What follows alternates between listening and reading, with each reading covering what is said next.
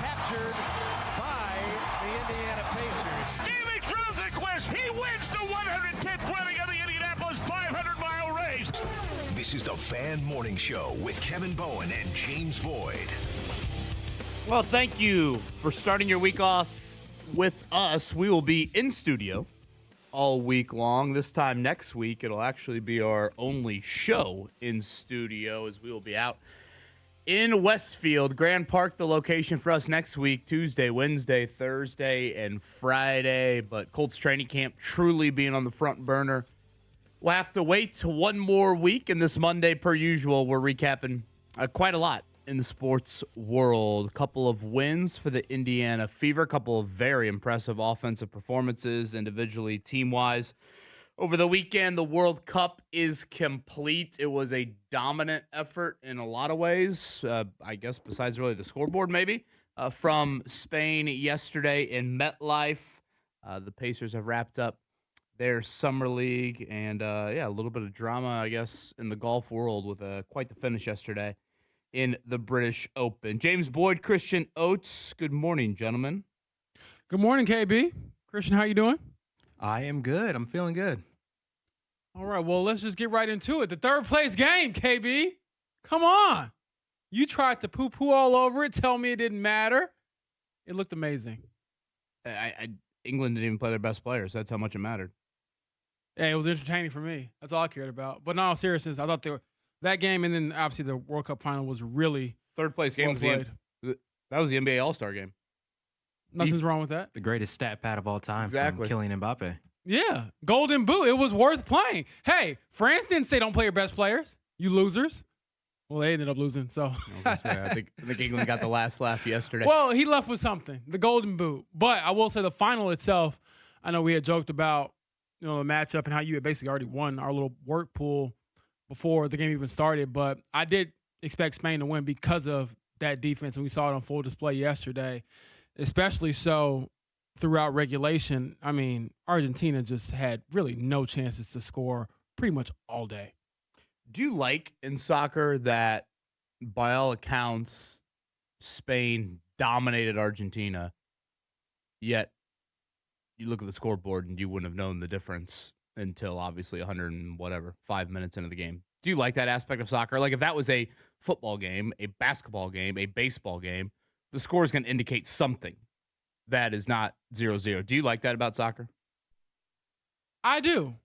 I think it adds some drama to it because the way I was thinking of the game, or at least watching, or the match rather, was that you were only going to win if you were Argentina if you got to PKs. And I didn't mind that. I thought their goalie had one of the greatest performances probably in their country's history, considering all the saves that he made. And so I try not to be too critical of a sport that I don't watch too often.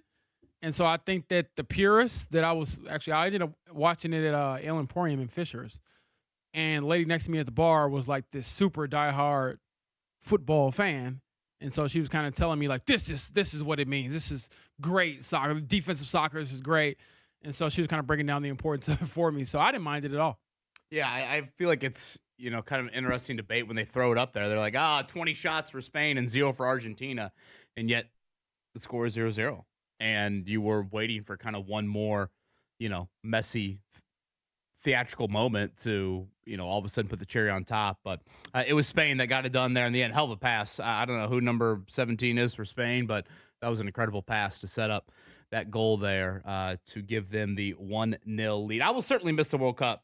I thought, obviously summer sports to begin with probably always rank a little higher on my calendar because there's not a lot there. But I just thought you had a lot of fun storylines. Cape Verde, you go back to it. Obviously Norway. The individual stars, I thought, all rose to their respective occasions. Maybe not Cristiano Ronaldo, but so many of them. Obviously, United States had a flicker there for a week or two. We got a red card overturned. That was interesting. Well, yeah, I don't know. Part of me is like, am I going to miss VAR? Am I going to miss the ref doing the little box thing? I mean, honestly, I know Mark said he was going to be a mime when France lost. Yeah. I was like, every time the ref does the little, let me draw the box to indicate I'm going to VAR, I always am like, oh, geez, are we really going to VAR here? But I don't know. Maybe I love VAR. I think what always gives me anxiety, Kevin, is not knowing exactly how much time is left. That is the most fascinating part about soccer to me. Because why is the only person in this huge, massive stadium who knows exactly how much time left is the guy in the middle of the field? One person. Yeah, I need him to answer when my kids say, "Are we there yet?" I need the soccer refs to do that. We'll chat a little bit more about the World Cup final. Ori Benatar going to join us. We had him on during the World Cup a few weeks back. He'll join us coming up here at 7:30. Tony East at 9. You know, I always feel this way when we do the Monday show. You start to think back on the natural cadence of we haven't talked to you in, 72 hours at this point. What happens Friday oftentimes in the sports world just kind of gets forgotten for us here. Buried. Like, oh yeah, Monshon Sales committed to Indiana. Like that was a huge deal. And, him and Kurt Signetti, their comments, maybe we can play some of that coming up at some point here today. But, that was obviously a popular topic on Friday. And then we were curious, how would the Fever handle the back-to-back? How would Caitlin Clark handle it? Seattle Storm, not a great opponent Friday night. Liberty, a better opponent Saturday. And really, you watch that game on Friday, it was looking bleak for a while. Like, you were staring a loss to one of, if not the worst teams in the league. Yeah. And really, I think for the first time maybe all year, maybe go back to some of those early games of the season. But that was Caitlin Clark in her finest moments. I mean, that was truly special from her on Friday. The stat line is obvious, 45-10, which is just laughable to even say in a 40-minute basketball game, one that she doesn't even play, 30 minutes.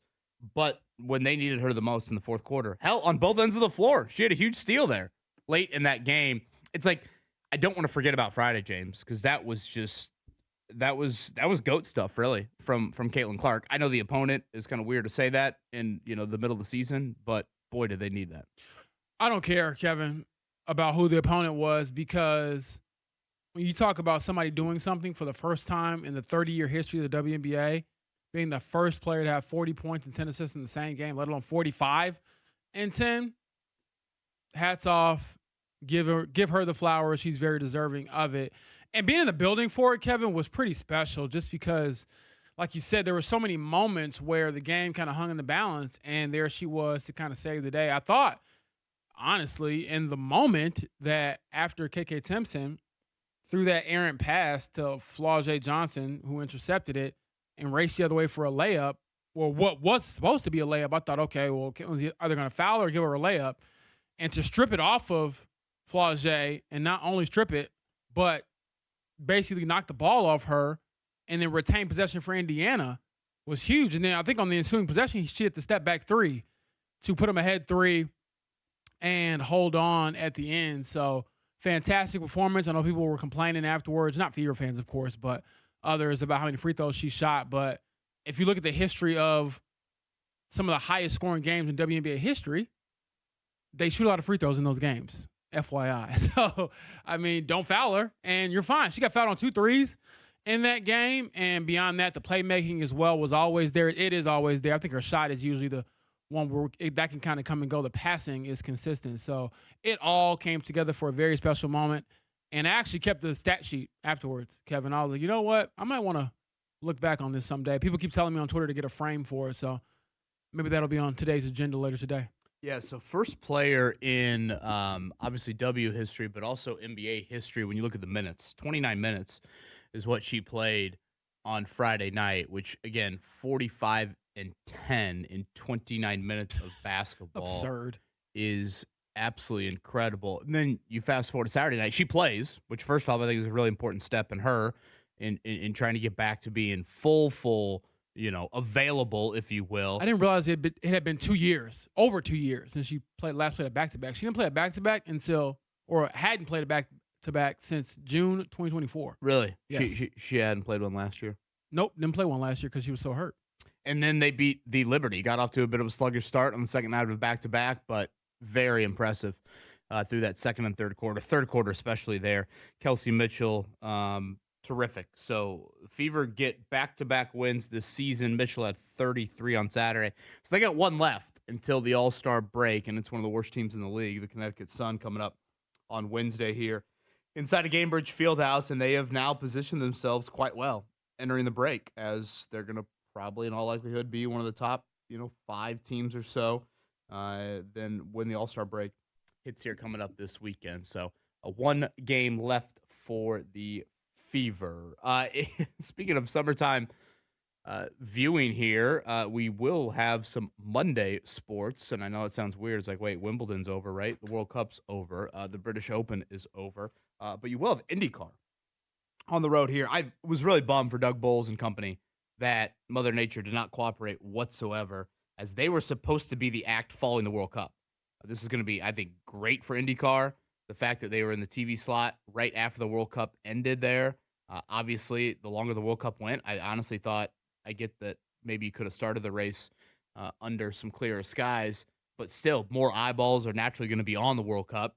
And it would have been an awesome moment there for IndyCar to draw some of those eyes that, frankly, don't watch their races. But Mother Nature does not cooperate at all in Nashville, so they will be trying to race today. 3:05 is the approximate drop of the green flag down there in Nashville. I saw it's the first time they have finished, or I guess in this case started, a race on a Monday since 2018. So bit of a bummer there for IndyCar. Did you watch any of the British Open over the weekend outside of me forcing you to have it on here in studio?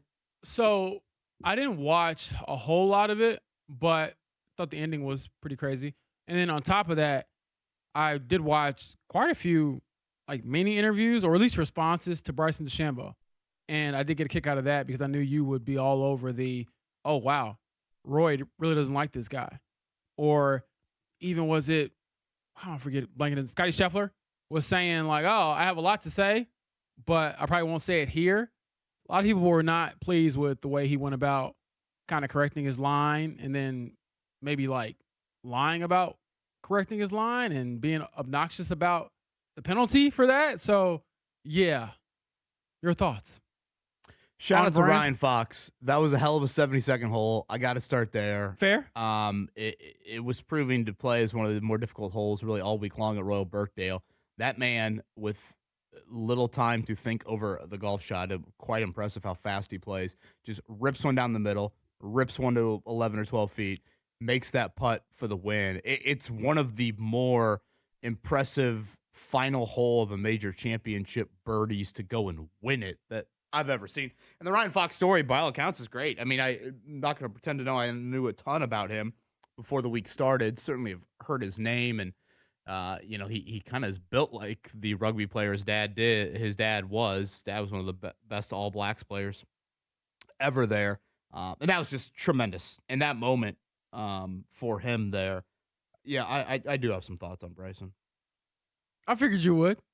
We can save him for throughout the show. Yeah, I do have some. I got a feeling you might have a certain pick for go to the week, lowercase.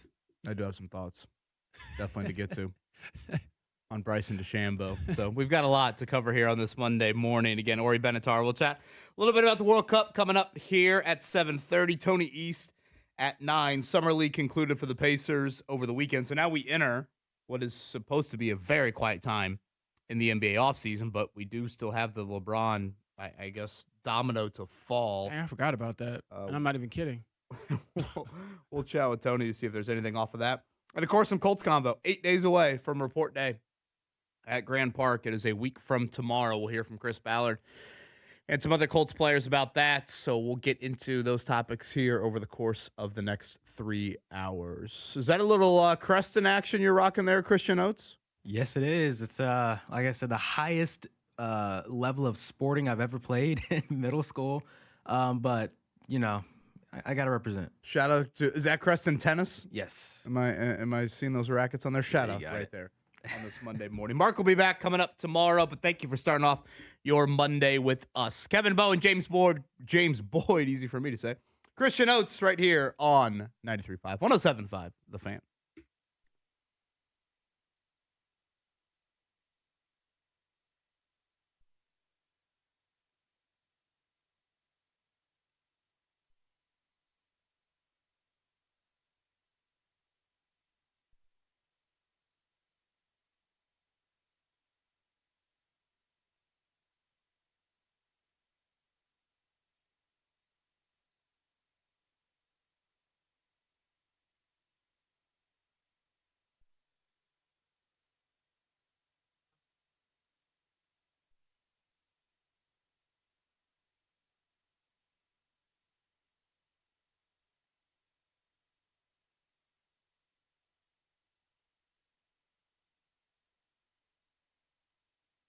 Andy Moore Group campus in Avon. 4 different brands: Kia, Volkswagen, Toyota, and how about the Nissan dealer? It's actually the top Nissan store in all of Indiana. Someone that drives a Rogue. Very much appreciate what Alvin, their general manager, and company are doing there in Avon. Again, if you go to their campus, the Nissan dealer, you'll see it right there. Rogues, Sentras, inventory through the roof on site, which you got to love that when doing some car shopping. But it doesn't stop there. You also have Toyota, Kia, and Volkswagen. So it's 4 brands, one-stop shop there. The Andy Moore Group campus in Avon. Make sure you check them out today. Nissan, Kia, Toyota, and Volkswagen. Tell them Kevin Bowen sent you. Andy Moore Group campus in Avon.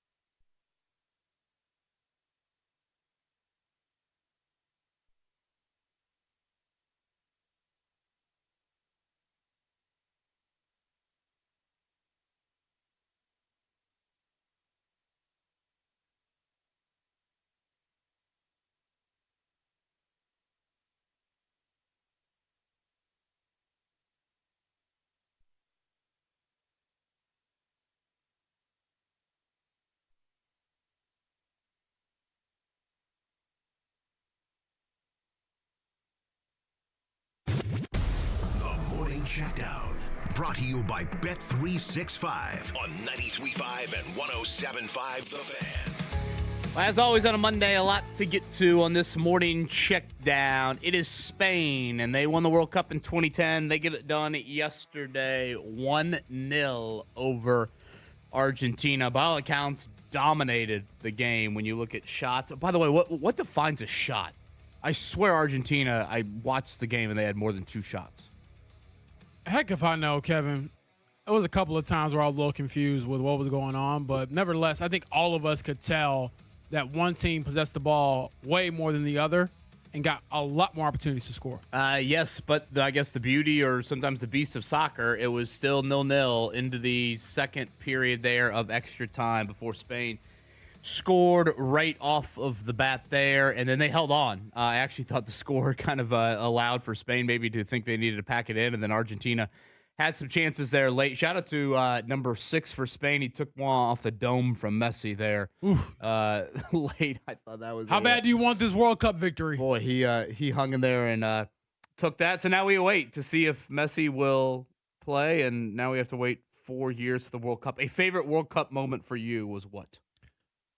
I think it might have been after the World Cup final when Lamine Yamal's little brother, who went viral throughout the tournament, ran up to his big brother and gave him a big hug after that. I thought the kid was hilarious. He was wearing a Paw Patrol hat with the Spain Big Brother jersey, and I was like, this is a kid living the life.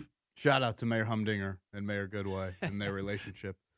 That I'm waiting for that Paw Patrol episode to hit here. I think I'll go probably the Cape Verde route. I think that story I'll remember. Certainly Norway and just kind of everything that Erling Haaland brought to the World Cup. Those will probably be two that I will. Yeah, Cape Verde. Argentina was in some crazy games, remember. KB. Definitely, they were. I thought they were going to pull another rabbit out of their hat there, but they could not. So Spain is your World Cup winner. We talked about the fever a lot in the opening segment. It was pretty historic on Friday night from Caitlin Clark. 45 points and 10 assists in 29 minutes of basketball as they survive against the Seattle Storm. Again, she's the first player not only in WNBA history to do that, but also when you look at the minutes, NBA history to accomplish that feat. Kelsey Mitchell then had 33 on Saturday, and they beat the Liberties. So 2 wins for the Fever. They now will try to close out this final homestand before the All-Star break on Wednesday with a 3rd victory. And don't look now, James, but they're very well could enter the All-Star break, potentially in a home court seed spot, potentially in the top 4 of the standings. Yeah, for as much noise has been around this team and criticism, rightfully so, for how they've played this season, is particularly when it comes to defense, you're spot on, Kevin. They're in a pretty good spot facing a Connecticut Sun team coming to town Wednesday to close things out for the All-Star break. So you get a win there. You got a chance to feel really good about yourself because they've already won 4 of their last 5. Pacers Summer League wrapped up Saturday night. I would say Braden Smith quarterbacked it quite well out there in Vegas, but did not shoot it well at all. That'll probably be something that, again, how many minutes he gets at the NBA level, I guess, this year remains to be seen. But 9 of 34, 5 of 17 from 3. Those numbers have to get better for Braden Smith there. So the Pacers wrap things up Saturday night in Vegas. Shout out to Jalen Slauson. He was definitely the best player throughout. I'll be curious how those 2-way contracts break down for the Pacers. We know Braden Smith is scheduled to get one, Kobe Brown. And then what's that third one? Is it Ethan Thompson? Is it Slauson, Taylor Peter? How does that all shake out? Do you think a lot of that just has to do with size with Braden Smith? The shooting? I mean, I guess perhaps maybe a little bit there, but honestly, I thought he got some decent to clean looks that he just flat out missed. Yeah. I mean, when you look at it at Purdue, it's not like he was some dead-eye three-point shooter. I mean, again, Fletcher Lawyer trying to compare him to a player like Fletcher, one of the best three-point shooters ever to play at Purdue. But I mean, he can't sit there and be a 26% shooter. I know it's quite stating the obvious there, but yeah, I thought assist-wise, quarterbacking it, all of that, I thought he did quite well. But we'll continue to watch that as now the NBA enters what is a quiet time here in their off-season. Ryan Fox is your British Open champion, the New Zealander winning his first major. He had not finished in the top 10 of any of his previous major starts. I think he had 25 starts in major championships before this British Open. He actually set the record for the biggest comeback after 36 holes. He was tied for 52nd after Friday's second round and came back to win. I thought that was great theater on the 18th hole. I mean, I had just kind of assumed Cameron Young was going to be the winner. 18 was playing as one of the more difficult holes all week long, and Ryan Fox steps up there Literally takes very little time, smokes one down the middle, hits one right to whatever that was, 10 or 11 feet, and makes that putt. James, I know you're not as certainly locked into the golf world as I am. It's one of the most impressive finishes to a major on a singular hole that I've seen in quite some time. Yeah, it was super clutch. And one thing I do like about golf to a degree, Kevin, is every so often you have like the every dog has his day moment. Like he might look up years from now, we might be saying, well, that might have been his only major or one of two or whatever. And is he going to be on the short list of golfers who remember from this era or all time? Perhaps not, but you had your day in the sun. And when you had opportunity to seize the moment, you certainly did. Didn't play golf until he was 13 years old.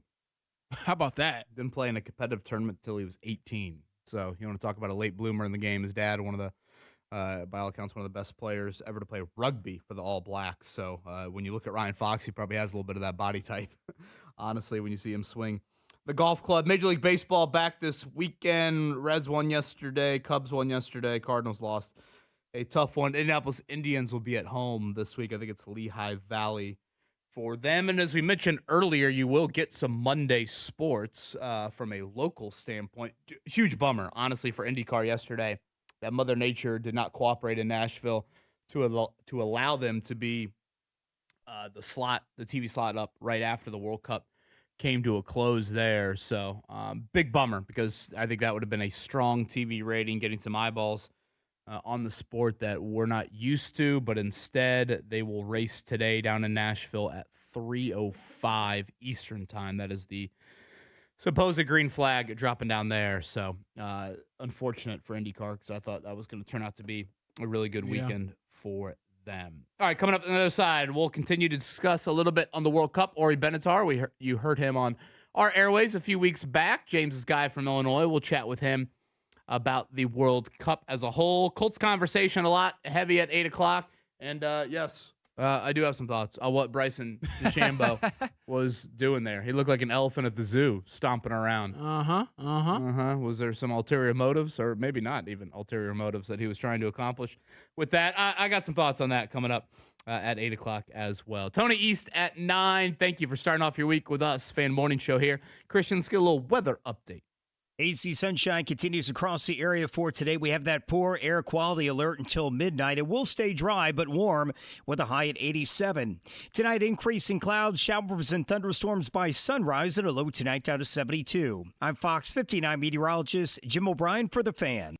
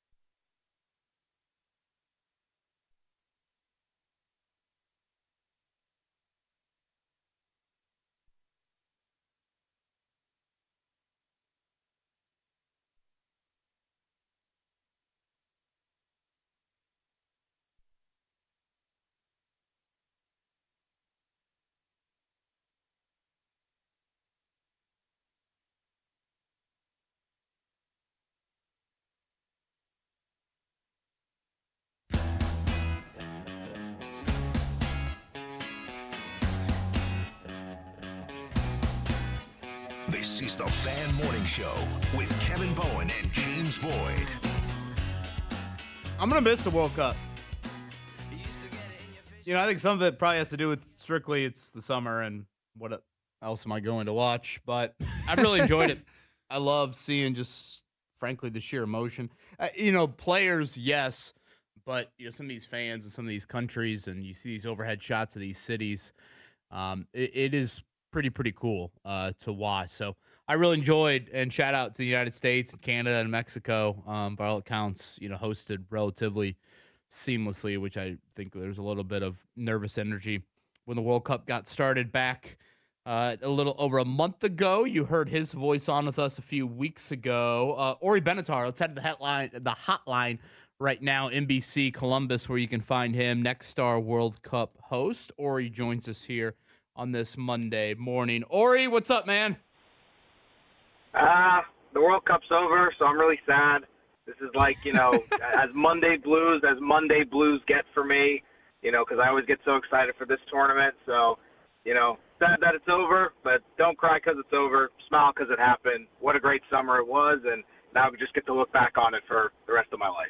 Well, you sound like someone that should give a high school graduation speech with that effort right there. 0 shots on goal for Argentina, the first team in a World Cup final to have that goose egg next to their name since 1966. That is obviously not a good historical note. Were you surprised by the dominance that Spain had outside of the 1-0 final score? I kind of knew that Spain was going to dominate the game, like deep down in my soul when, even though I wanted it to be an exciting game with some goals, deep down I kind of knew that this was what we were headed for, but I didn't think it'd be that dominant. At least France, when they played Spain, got some shots off. But again, now that I've had some time to sort of digest and think about it a little more, if Spain can hold that French attack in its back pocket, then holding Argentina to 0 shots on target and only 2 for 120 minutes, it was a pretty easy task for them. We can't mince words there. So a little bit surprised that it was that dominant, but at the same time, this Spain team, throughout the course of this tournament just has been able to dominate the midfield, hold possession, find good passes to get some big shots off. There's still some things about the Spain team that can get adjusted for future tournaments that they could get them even better than they already are. But, Argentina they had no fight in them. They couldn't do anything in that game. So it was unfortunate, but Spain were the best team in the tournament. They're the deserved champions.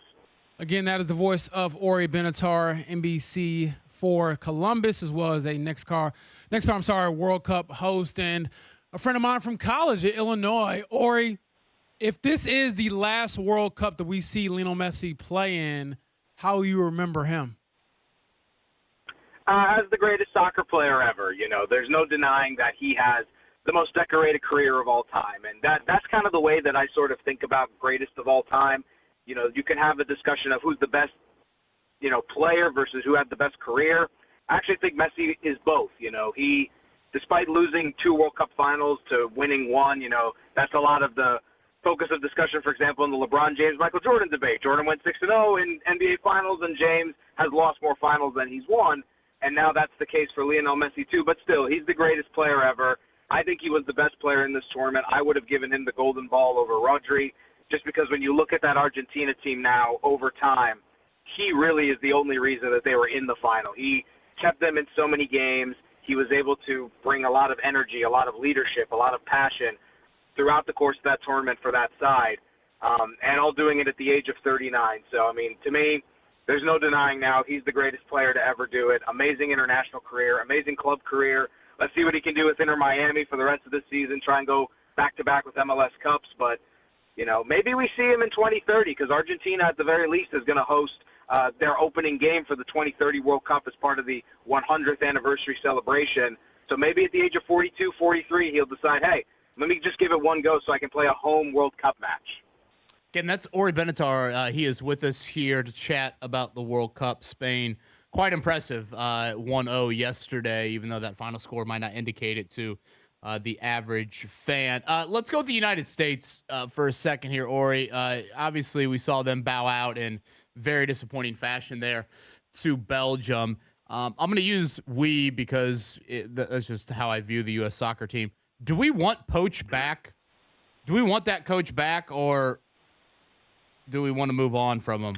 I feel all these, he wants to be a club head coach. He doesn't want to coach the international team for another cycle. How do you view how we should view it? I mean, as of right now, I would want to keep him back because you have a guy that was able to bring a lot of camaraderie to the U.S. men's national team, which you don't often see. So for that aspect, I'd want to see him back. But at the same time, a lot of things can change. You know, when the U.S. was beating Mexico pretty much every year in the lead up to the Qatar World Cup, everyone was happy about Greg Berhalter. He was looking good. We got to the round of 16 again in Qatar and then lost to the Dutch. And then things kind of fell off. You know, the performances fell off. You get grouped in Copa America in 2024, and then that's it. Nobody wanted Berhalter there. So it's really going to depend on how the future results go. As of right now, I would want Pochettino back, but you have to perform to the expectations that this U.S. team needs to have of itself during the lead up to the next World Cup. You got to win the Gold Cup next summer. I think you need to have a really good Olympics with it being in L.A. and all across the United States. So, but I want Poach back. If things start to fall off, obviously you want to put a new coach in there. That is the voice of Ori Benatar, my former, world religion classmate. And boy, we were studying and Ori. We were in that class together? We were in that class together. Yeah, we were in that class together. Yes, Ori, you were trying to help me get through some of the Jewish parts, and I was struggling. I mean, I made it through. God forgive me. I thought I knew the Bible a little better than I did, and Grandma would not be pleased with how I recollected maybe some of those Sunday school lessons. But nevertheless, that's Ori Benatar, NBC4 Columbus, Next Star World Cup host. Ori, the last one I got for you is we were debating this, not really debating, but reflecting earlier on what was your favorite moment of the World Cup. Kevin went with the Cape Verde Argentina game. I jokingly said Lamine Yamal's little brother running up to him after the final in his, Paw Patrol hat and jersey celebrating. But for you, how would you maybe identify a moment or two of this World Cup that'll really stick with you? It's hard to say. It's like picking your favorite child for me. There's just so many moments that stick out. I mean, obviously, from a personal moment, going to a game, and now reflecting on it, going to one of the marquee games of this World Cup when people will look back on this tournament, being able to see Spain, the eventual world champions, against Cape Verde, the team that essentially the whole world fell in love with this summer, to see that match live, to see Vojinha's legend written, to see the world champions not win the only game that they didn't win at this World Cup. Looking back, I mean, I'm very grateful that I got to just see a game. Any game I would have been fine with, but that game in particular, that makes it even better. Sure, it was 0-0, but it was one of the best 0-0s you're ever going to have. But, the USA beating Paraguay the way it did, that's a great moment. The Argentina-Cape Verde game was amazing. Obviously, Cape Verde is going to get a lot of plaudits. I think for all intents and purposes, outside of winning the trophy, they're the real world champions of this World Cup because now everyone's heard of Cape Verde. They've fallen in love with their team and their players. And they didn't lose to the two finalists in regulation. So that's an amazing story. You think back to other great games, that England-France game on Saturday, I was laughing like a 9-year-old. That's the kind of game you want to see when you're growing up as a kid, a 6-4 third-place game. That was so much fun. That England-Mexico game at Estadio Azteca was incredible. Austria-Algeria in the group stage in Kansas City. Obviously, the Argentina comeback against Egypt, the Argentina-England game has a lot of memories. So the USA's run and seeing so many people watch this World Cup, and also all these people coming from around the world, experiencing America, really enjoying it, makes me very grateful to live in this country and, re-emphasizes my love for it. So just so many amazing moments. I think it's my favorite World Cup for sure. Whether it's the best of all time, that's to be debated, but definitely my favorite World Cup, easily, bar none. Ori, really thank you for the couple segments you gave us here over the last few weeks. We are soccer novices, to say the least, so insight from you was outstanding, I think, not only for us, but hopefully for our listeners as well. And hopefully we'll chat between now and the next 4 years. Sounds good, guys. And James, when Rosh Hashanah comes around, I'm going to have to ask you those questions again from the world religion class. Oh, so boy. Be ready, man, when the Jewish New Year is about to start. See, I might need to start cheating right now to get you prepared. Or you have a good one, brother. It was great to talk to you, and I'll catch up with you soon. Sounds good, guys. Thanks. Anthony says this on the text line. The beauty of international soccer, it fills the spaces when traditional American sports take a break. You don't have to be a rabid soccer guy. Just watch the national team. Every summer, they'll play competitive games in either qualifications or other tournaments where they'll be competing for a trophy. Yeah, I think that's pretty well said. I know we do have an audience out there that really enjoys like the club world and whatever, the Premier League or, things like that. And, if you don't want to add that to the sports plate of yours, that's fine. But I do think there are some other avenues that you can explore there. So I'll definitely miss the World Cup there. And boy, I couldn't believe, 0 shots on goal for Argentina. I get Spain has been great, but 0 shots on goal. First time in a final since 1966. So were a couple of those just counted as misses? How does that work? Because I thought the one in extra time that went over the crossbar and the guy basically was like, oh my God, I should have just drilled this, or maybe a little bit lower, and we're talking about a different game. So like, I thought they had a couple opportunities that were just either wide or high. Yeah, I guess does the goalie have to outright save it to be deemed a shot on goal? Okay. Or someone has to save it, I guess. Yeah. Perhaps with your head if you have to. Apparently, it counts as a shot on goal if it's stopped by the goalkeeper or a defender. So I guess the shots that are just aired doesn't count, which is interesting. So those just count as I guess shots. because you missed the goal, so it's not on the goal. Wow. Okay. Part of me talks about that out loud. I'm like, gosh, I sound like an idiot, don't I? Yeah. Well, that's pretty much all of my soccer knowledge. I will say real quick, I will give a shout out to the goalkeeper for Argentina. I know that he gave up the 1 goal, but that was also an incredible play by Spain. He was amazing. Like in that extra, with the end of regulation, when the last free kick that Yamin Lamal got, oh my gosh, top left, that was supposed to be money, and he just batted it away. That dude represented his country very well. He was a wall for 99% of the game. Charlie brings up a good point here in our YouTube chat. And I think before we give an answer on it, we have to try to project well down the road. Do you think we'll ever get to a point in time where the basketball World Cup is a thing? And I'm not going to pretend that it's ever going to be like the soccer World Cup, to be very clear here. But is it something? Is it not just the Olympics? And again, to kind of update everybody on what the basketball World Cup is, we had the World Championships. I believe Tyrese Halliburton represented the United States actually playing for the team, a few years ago. 4th place finish. That was bad. Do we ever get to that being a little bit more of a thing? Because these guys do play another, it's not another sport, obviously, but they do have another team that, Messi obviously plays for another team. And all these players play for other teams, just like the NBA, of course. You think we ever get to that being something? Not until the USA cares about it more. We can barely get some of our best players to go play in the Olympics some years. And one could argue that the last time they did it with LeBron and KD and Steph, it was kind of like this last hurrah for that era of players, more so than it was like a need for the USA to assert their dominance. So until we're sending the A-listers to the World Cup, I just don't necessarily see that happening, because the rest of the world treats it like a big deal, but the best basketball country in the world does not. Yeah, we send what, like? I would say we send C-list guys. The last group that was over there for the World Cup and finished 4th place, by the way, and that usually happens when you don't see your best guys, but the world has caught up, certainly. So sending over, Jalen Brunson, Tyrese, Paolo Banchero. I think Austin Reeves was on that team. You did have Anthony Edwards, but it was a very young U.S. team. But Austin Reeves is not. He's never been an All-Star. Like, he shouldn't be. Not to be bogus to him, but he probably shouldn't be on the USA team.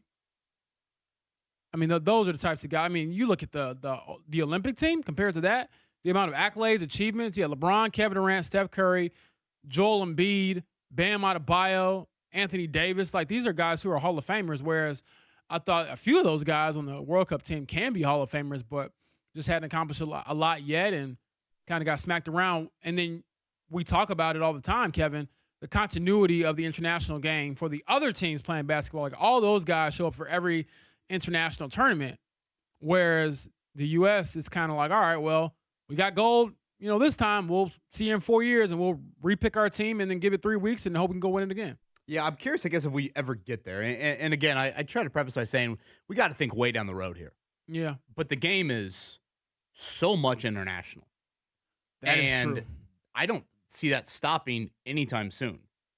And even if you look at some of the younger levels, it's starting to get competitive for our youth teams at younger levels. So if that continues to happen, do we ever get there? I fully understand what you're saying. Like, yes, right now you're sending a team that's whatever, fringe all-stars, maybe some back-end all-stars if you want to call them that. But, 15, 20 years down the road, and maybe it will take like France beating you in the Olympics coming up here in 2028. You imagine losing on your home soil. I mean, you very easily could have lost last year a couple of times in the Olympics, but yeah, losing on your home soil might prove to be a little different here. And again, the World Cup, you'd be, every 2 years, that'd be not the same as the Olympic cycle. So just a thought there. Thank you for Charlie. For that, Tony East going to join us coming up at 9. Pacers Summer League concluded. The Fever had that was pretty historic from Caitlin Clark on Friday. Just special stuff. I was glad I was in the building for it. People that were hating on it. Whoa, it was against one of the worst teams in the league. It's the first time it's been done ever. That's probably her biggest moment in the W, I would say. Yeah, it has to be on the short list, right?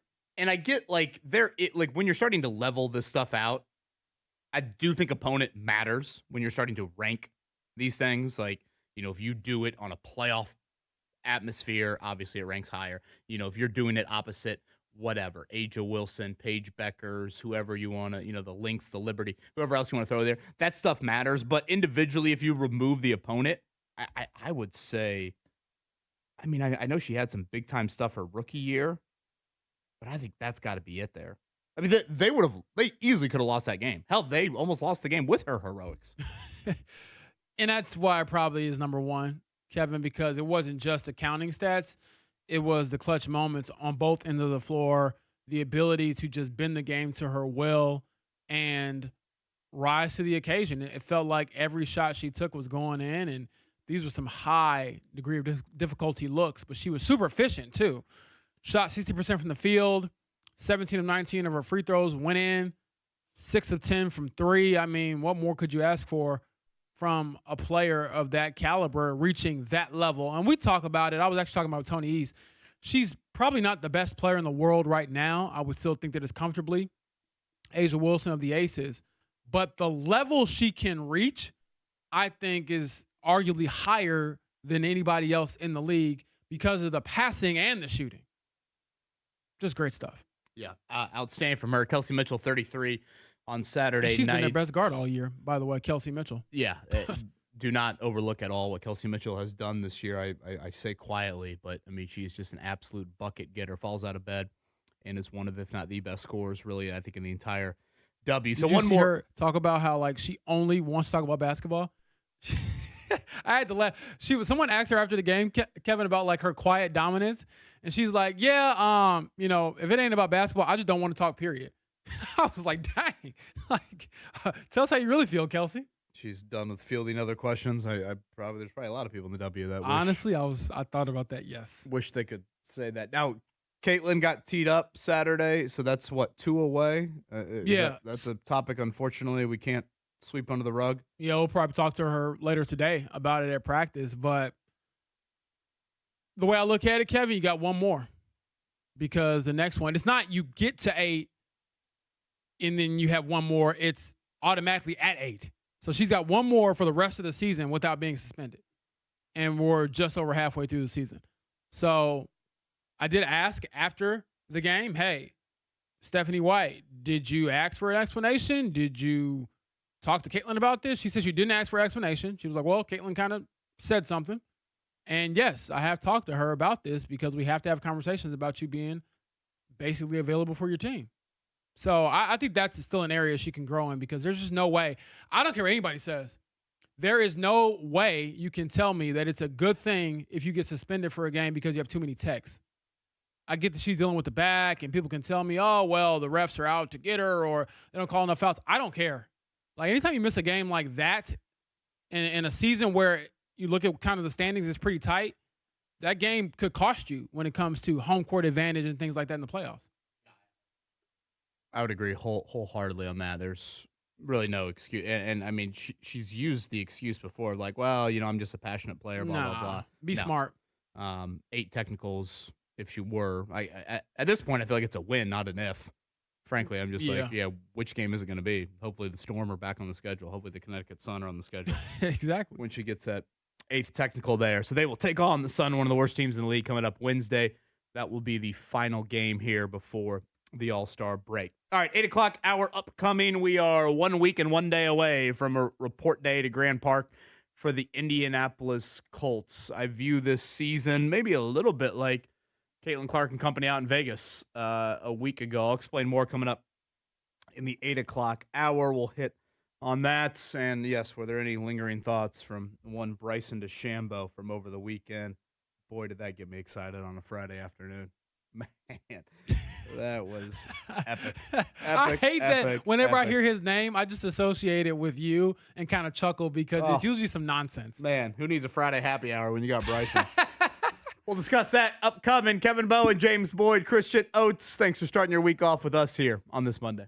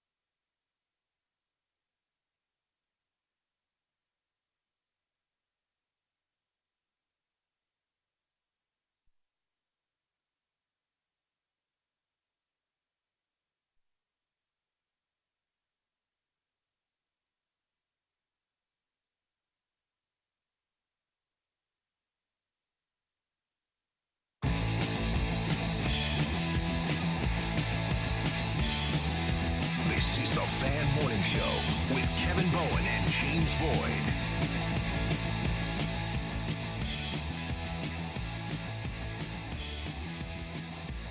Well, good Monday morning to you. Thank you for starting your week off with us. Just to kind of put a bow tie on that Caitlin Clark combo. Again, historic from her on Friday night. 45 and 10 in 29 minutes is just absolutely absurd. She did get a technical then on Saturday. That now makes 6 technicals on the season. The suspension for one game kicks in at 8. James, correct me if I'm wrong, then every second game after that is an additional game. So like 10, 12, 14. Exactly. And then does it all reset for the postseason? Yeah, resets for the postseason. I would have to go back and double check what the limit is in the playoffs. I think if you get to 4 in the playoffs, you get suspended for a game. So, bottom line is, Caitlin needs to tone it down. Yeah, so to me, that's a matter of when, not if, she will be teed up here as we were just past the midway point of the W season. One more game for the Fever before they head to All-Star break coming up this weekend. If you would like to, you will get an IndyCar race today. Mother Nature did not cooperate whatsoever in Nashville yesterday. Big bummer for IndyCar because they were going to follow the World Cup on Fox there. And that could have been great for their TV ratings. So 3 o'clock today, that's our time from Nashville. Boy, they're showing the replay right here on SportsCenter. What a pass that was by that dude to set up the goal. The header to like almost keep it almost looked like he was just trying to keep the ball in play. Yeah. Boy, that was beautiful. And poor flag that they kicked down. Oh man. Oh, you're talking about afterwards? Yeah. Yeah, I don't know why that was his like celebration. Boy, that was a great connection with the flag. Yeah. Just an unbelievable defensive performance from Spain, which was par for the course. They'd only given up 1 goal the entire tournament, so I felt pretty comfortable picking them to win it. You know, I was thinking about this Colts related. 1 week from tomorrow, they will report to Grand Park. And, you know, when I was kind of going through this thought process in my head, I wanted to make sure that, like, wait, is this something like every NFL team could say each year? You know, to me, I think you could define this upcoming Colts season. I've heard people use the phrase, it's a season of so much hope. Like you are hoping for so many things to kind of go your way. I've thought about it a little bit more, try to black and white it a little bit more. It seems like they're banking on about 10 50-50 bets. And they really need, of those 10, like 8 of them to hit. And so basically, James, how I would view those 10 50-50-ish bets, Daniel Jones, that to me is like a 50-50 proposition. Does he stay healthy, and is he consistent for 17 weeks? Okay. The wide receiver position, that iteration, that current group right now, that group working out, that group not being a bottom third group in the league, that to me is like a 50-50. Oh, really? Okay. Jalen Travis at right tackle, him taking that torch from Braden Smith and being a rather seamless transition, 50-50. And again, I'm throwing out these numbers. Some of them might be a little lower than 50-50, but like these are the coin flip-ish bets that I think they're banking on. DeForest Buckner situation, 50-50. Yeah. The linebacker group, you could make the statement it's the least experienced linebacker group in the entire NFL. That's a coin flip. You know, Justin Wally from Kenny Moore, flip that coin. AJ Halsey from Nick Cross, flip that coin. Travarius Ward staying healthy for 17 weeks, flip that coin. It just seems like there's about 9 or 10 of those that you're just sitting there saying, oh boy, that's a 50-50 proposition. And some might not even be 50-50. Some of those ones I just mentioned might be less than that. Yeah. But yet, for you to experience January in a meaningful manner, I feel like you got to hit on like 8 of them. Yeah, and as you know, when it comes to odds, the more you combine those 50-50 coin flips, it seems like the less likely overall that you would have so many of them hit. So great math work by you right now. Yeah, a little bit.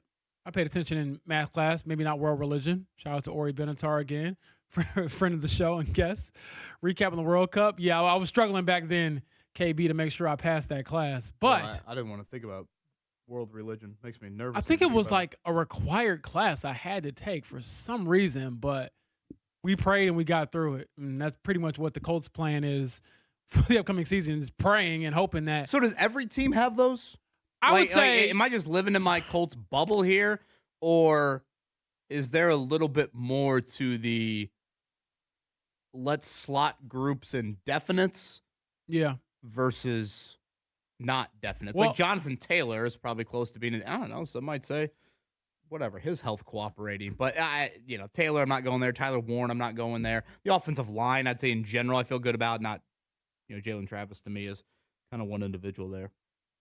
I would argue, Kevin, that a lot of your overall confidence as a team and a lot of these 50-50s, like you alluded to, come down to or just maybe bigger when it comes to your quarterback.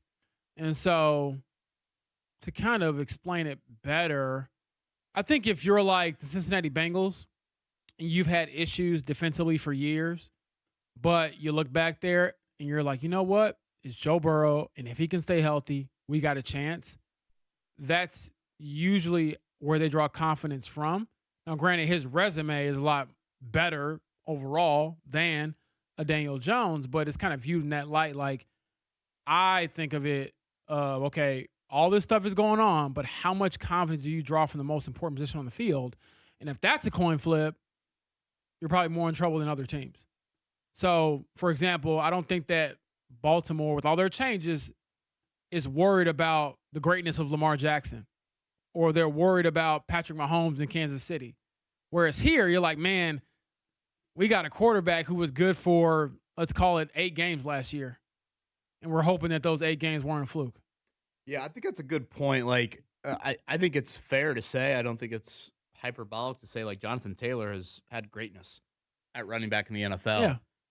Like, he's a proven commodity. And what has that got you? Also fair. Like, and this gets back to probably my biggest issue in the Ballard eras. I don't think he has viewed and or has hit on the positional importance that's there in the NFL to the extent that you need to. The Colts have, you could make the case right now, the Colts have 2 dudes that are on their way to the Hall of Fame on the side of their building. Right. Jonathan Taylor and Quentin Nelson are on their way to Canton, Ohio. Yeah. I don't think that is a bold statement really at all, to be honest with you. And yet the team's success has been what? Now, if you said that about a defensive end or a quarterback or a wideout, that's or, my point. that's where, as you use the Baltimore analogy, that can cover up, honestly, some of your other stuff. And maybe the 8 50-50 bets I just listed out, maybe quarterback takes care of 3 of them. Yeah. Honestly, I was having this conversation. Was it with actually Bria Goss? And walking into the Fever game the other day, shout out to the radio analyst, and John Nolan does a great job alongside her for the Fever. And we were talking about Caitlin Clark and how star players have the ability to make you right as a team or make you right in a certain moment, where they can get to a level where, okay, maybe that defensive rotation wasn't where it probably needed to be, but I'm so great that it just doesn't matter. And to take it back to football, how many plays do we look at throughout a season where Lamar Jackson, Patrick Mahomes, Joe Burrow, Josh Allen, they make you right? Like, this guy missed an assignment, or that was supposed to be a sack, and they make you right. I thought Daniel Jones had a little bit of that to his game, especially early on last season when he was fully healthy. But does he have the ability? I'm not putting it all on him, but just in certain moments when you call the wrong play and they make you right anyway. And I don't know if that's, something that I can really bank on with Daniel Jones and the Colts because of the health factor, because of the track record with him not staying healthy. So we'll see what that brings. But if you can't necessarily have that player that can kind of bend the game to their will, that means that the margins or the other areas of your team need to be better. And I do think there are some pretty glaring holes for the Colts. Now, some of those could get filled, and some of those could honestly be put to bed if, let's say, C.J. Allen comes out and has a defensive rookie of the year caliber season. But to say that he's going to hit, Wally's going to hit, A.J. Halsey's going to hit, DeForest Buckner's going to hit and be healthy. Like, as I listed out, I'm like, it's football, man. Like, something always goes wrong. So how do the Colts respond to what goes wrong? Yeah, I think the wide receiver position in particular is one of the ones where, like, you were getting there at quarterback. Like, Lamar Jackson, for example, can cover that up. If you look at Baltimore and Kansas City, ironically, your opponents here week 1 and week 2 to start the season, I don't think in this, you would say Baltimore and Kansas City have been the class of the AFC, along with Buffalo, for the last nearly decade now. Certainly like the last 5 to 7 years. And I don't think we ever went into a season been like, man, have you seen Baltimore's wide receiver room? Man, have you seen Kansas City's wideout room? No, like we've never viewed Kansas City's receivers like that. And I get Kelsey's kind of a pseudo wideout, but if you just isolated that position group, Baltimore, same thing. Their wide receiver group has never been thought to be like that. You know, and again, the Colts coming into this season, it's a bit of a nondescript group, I would say, league-wide. It's a group that has question marks. It's a group that I think has question marks in health and ability. Mm-hmm. And so that's where you get into, all right, can your quarterback cover that up? Well, we just talked about your quarterback having those similar questions. Right. You know, again, this gets into all of my, like, boy, it just feels like there's about 9 or 10 50-50 bets. And I've tried to vet this myself of like, all right, let's step away from it. You know, again, are 31 other NFL teams saying it? And I would venture to guess maybe they're not saying it as many as the Colts are. Obviously, some are saying it a few more as they're true bad teams in the league. But it's just a season that in my mind is relying on a lot of things of hope to appear, you know, heads, not tails. Max Bowen was literally licking a quarter yesterday. I'm like, of all the disgusting things you've done in your 3 years, nearly 4 years on this earth, licking the quarter. Oh, it's fine, Dad. I'll put it back in my piggy bank. Okay, so let's back up here. And can I ask, how did this even start? Like, where did he get the quarter? I think he had the lingering, you know, remember I told you about the lemonade stand and the guy that gave the $25 poker chip. Well, at least he wasn't licking a poker chip. Otherwise, I'd be, you know, ready to call some services, but continue. I'd be nervous he got pink eye, honestly, from that poker chip. But this is a lingering quarter from the same lemonade stand. You know, some normal humans paid in normal currency here. We still need to get IMPD on the guy that paid in the poker chip. But, yeah, I believe it's a quarter from that, and, you know, he had yet to put it into his piggy bank. So, you know, where else do you put it? You just put it on your tongue and give it a few nice licks. So when he's sick on Wednesday, you're going to know where it came from. You know He's what? building immunity. Yeah. You know what, Christian? It's a very optimistic. Christian, Great that way is to look at it. That is the Colts are going to hit on 10 of those 50-50 bets way to look at it. He's building immunity, says Christian Oates. I was just going to say, you know, he can taste the money. He's going to be a nice, young, rich man someday. Speaking into existence, KB. You want to retire early or what? I mean, I know you love radio, but hey, come on now. You should have taken a video, put it in the documentary. Exactly. What do you think? Okay, as a non-golf fan, walk me through what you thought of Bryson DeChambeau. Okay. And everything that transpired Friday afternoon into the evening, to say the least. So when I saw him, what do they call it? Correcting your line? Improving your line. Would be what I would use. Yeah. So improving your line. Didn't even know what that meant until a couple days ago because I don't ever really see it. But the way I would describe it would be like if Max Bowen put on a pair of boots and went out there in the rain and started jumping around the puddles and just stomping around. Like the movements he was making were not natural. And to try to play it off as like, oh, I was just walking. No, you were not.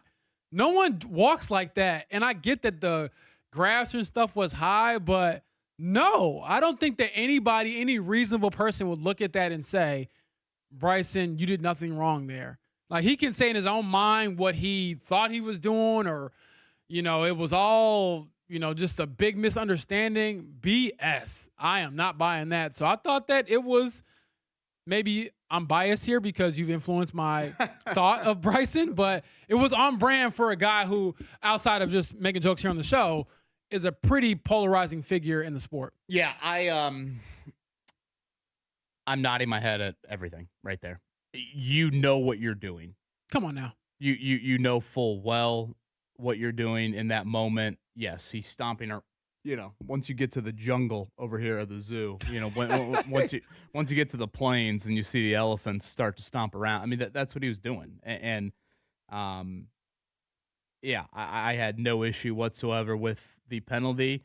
And now the other side of it, and in true Bryson fashion, he just was the absolute nobody over the weekend. A true, athlete in that moment would have reacted to all of that and stepped up to the plate on Saturday. Sunday, he was an absolute non-factor in the tournament the rest of the way. But I think what really frustrates me about the game of golf right now is you have that moment, and then you have Rory McIlroy get to the microphone and share his comments saying, I'm not particularly fond of Bryson. I think a lot of it is performative. Mm-hmm. I think a lot of it is for attention. Basically saying everything you just said, James. You cover sports for a living. What do we want from athletes? We want athletes to be candid. Rory McIlroy is about as candid can come in that moment. Mm-hmm. He delivers in a verbal sense, especially in the golf world. That's a haymaker to Bryson. And what pisses me off about the game of golf right now, we don't get those two in the same tournament for 9 months now. That is such an issue for golf. Like, you need, and I've said this about Bryson, as much as I don't like him, he brings eyeballs. He is a needle mover in the game of golf. That was healthy for golf on Friday. Yeah. All of that was important for golf. But now, in a non-Ryder Cup year, that's the last major of the year we just watched yesterday. Yeah. So, Bryson DeChambeau, maybe he's going to play golf at Chatham Hills. I hope Chatham has their heather cut down. And if not, you can hire Bryson on the maintenance crew for the week up here in Westfield coming up in a month. What was he doing? He was like threatening, like, is he going to play? Is he going to continue and all this stuff? I'm like, dude. There are some reports that have come out that he maybe said that he was going to call the leader of the free world. Oh, my gosh. Well, I mean, it worked for Team USA and FIFA. Did it work? I don't know. Yeah. Fair enough. But like that's my issue with golf is you have a rivalry between those two. You have two dudes that are very good at golf that don't like each other. Right. That is important for sports. Mm-hmm. Healthy tension. Like, that is great. And yet those two will not cross competitive paths until we get to Augusta National on the second week of April next year. That's such an issue for golf. I would agree. Like, can you imagine? I'm trying to put in other sports terms. Like, team sports, I think it's a little harder maybe. But can you imagine if, Patrick Mahomes said that about Lamar Jackson, and next thing you know, Chiefs-Ravens week 3. Mm-hmm. Circle on the calendar, flex it to whatever primetime slot you need to flex it to. Right. Let's go. And yet, in golf, a sport that's already naturally viewed as soft to a lot of people, understandably, I get it, but we don't get that. Right. And like, as much as I want to sit here and be like, did you see Ryan Fox on the 72nd hole? That was incredible. And it was. Yeah. But that's not moving the needle. That takes me 10 minutes to explain to you. You hearing those quotes from Rory? You were ready to go. Yeah, we need Rory and Bryson at Birdies in Westfield. Pay-per-view. That'll get the juices flowing. I know one person will be in attendance. Kevin Bowen. Let's go. I might be in the weeds if Rory needs a little help over there. But Bryson just took matters into his own hands. And then like the over-exaggerated, like, I'm like not stomping the next day or whatever. I'm like, this guy. Bryson. He looked like Rosie Bowen after I told her she couldn't have her second treat of the day. Yeah. He's a lot, but stomping. As you pointed out, you need those polarizing figures in sports. Christian Oates, let's check it down. Tony East can join us coming up at 9. The Morning Checkdown. Brought to you by Suave Men Refreshing Face and Body Wash on 93.5 and 107.5 The Fan. Where does the quote, "I am not particularly fond of him," fall? Should Mark Dykman adopt that next time he's talking about Aaron Rodgers? Does that fall on a healthy, good PR meter? Good public relations comment? Yeah, I think that was Roy being very nice, but also not nice. I'm not particularly fond of him. That almost is meaner than just being like, I don't like the guy. Yeah, because you use a nice vocabulary to basically eviscerate him. Oh, boy. I wasn't particularly fond of Argentina's performance yesterday. Oh, I was. Look, I already lost the company pools. I had to leave with something. For the first time since 1966, a World Cup final with 0 shots on goal from one of the two teams. That would be Argentina. They lose 1-0. Did you think they were getting an equalizer there late? I did. I thought they got a couple of chances late. I know they don't count as shots on goal, but they had a couple that went over the crossbar and then one that went wide right. That one I thought was in. Oh, my gosh. Are you talking the ball was crossed in? Yes. And, yeah. I thought that was money. Oh, my goodness. Because every time they kept getting a corner kick with Messi, I'm like, this guy sits the table better than anybody in the world. Yeah. So even then, it did provide a little bit of drama there at the end. Spain, 1-0. Those are your World Cup champions there for the first time since 2010. They won that one in South Africa. So shout out to España for winning the World Cup. We've talked a lot about the Fever here on this Monday morning. Again, when we don't have a show kind of after a Friday game and get lost in the shuffle, but it shouldn't. That was historic from Caitlin Clark. You've kept the box score, you said. I did. And people were telling me I should get it framed, so I might have to make a trip to the Dollar Tree because I ain't paying for some crazy looking frame. But hey, man, Dollar Tree's underrated. Hey, I love me a good you can Dollar find Tree. a lot of good things in Oh the Dollar yeah, Tree. that's usually where I go to get like a gift bag or a card. I'm not paying $5 for a bag. Are you kidding me? I get thrown away. But in all seriousness, great performance from Caitlin. One that I'll remember for the rest of my life, quite frankly, and one that was needed for this Fever team that has won quietly 4 of their last 5. 45-10 in 29 minutes. Never been done in the W or the NBA. That stat line from Caitlin Clark. Kelsey Mitchell, not to be outdone on Saturday night, 33 for her. The walking bucket continuing to do what she's done really all year long. So beat the Storm, beat the Liberty. They've got the Sun, not a very good opponent, coming up here on Wednesday, and then it is all-star break time. Any word on, I assume Caitlin Clark will participate if she's doing back-to-backs, I guess. We haven't really gotten an answer to that. Now, granted, I haven't thrown that question out there, but it is something I need to ask going forward, is just how much participation will Caitlin have this upcoming weekend. And I get that the fans want to see her in this game, but for the Fever purposes, it'd probably be better to make sure those minutes are very limited. And then I'm also curious to see who participates in the three-point contest for the Fever. I know Sophie Cunningham has hinted at wanting to do it, but at the same time, they got a few people I think that could be in it. I mean, Aaliyah Boston's, I think, second in the WNBA right now in three-point percentage, and Sophie's been shooting it. I think she's 4th. And then you got Kelsey, who's shooting it over 40% as well. So you got 3 players on your team shooting it over 40% from 3.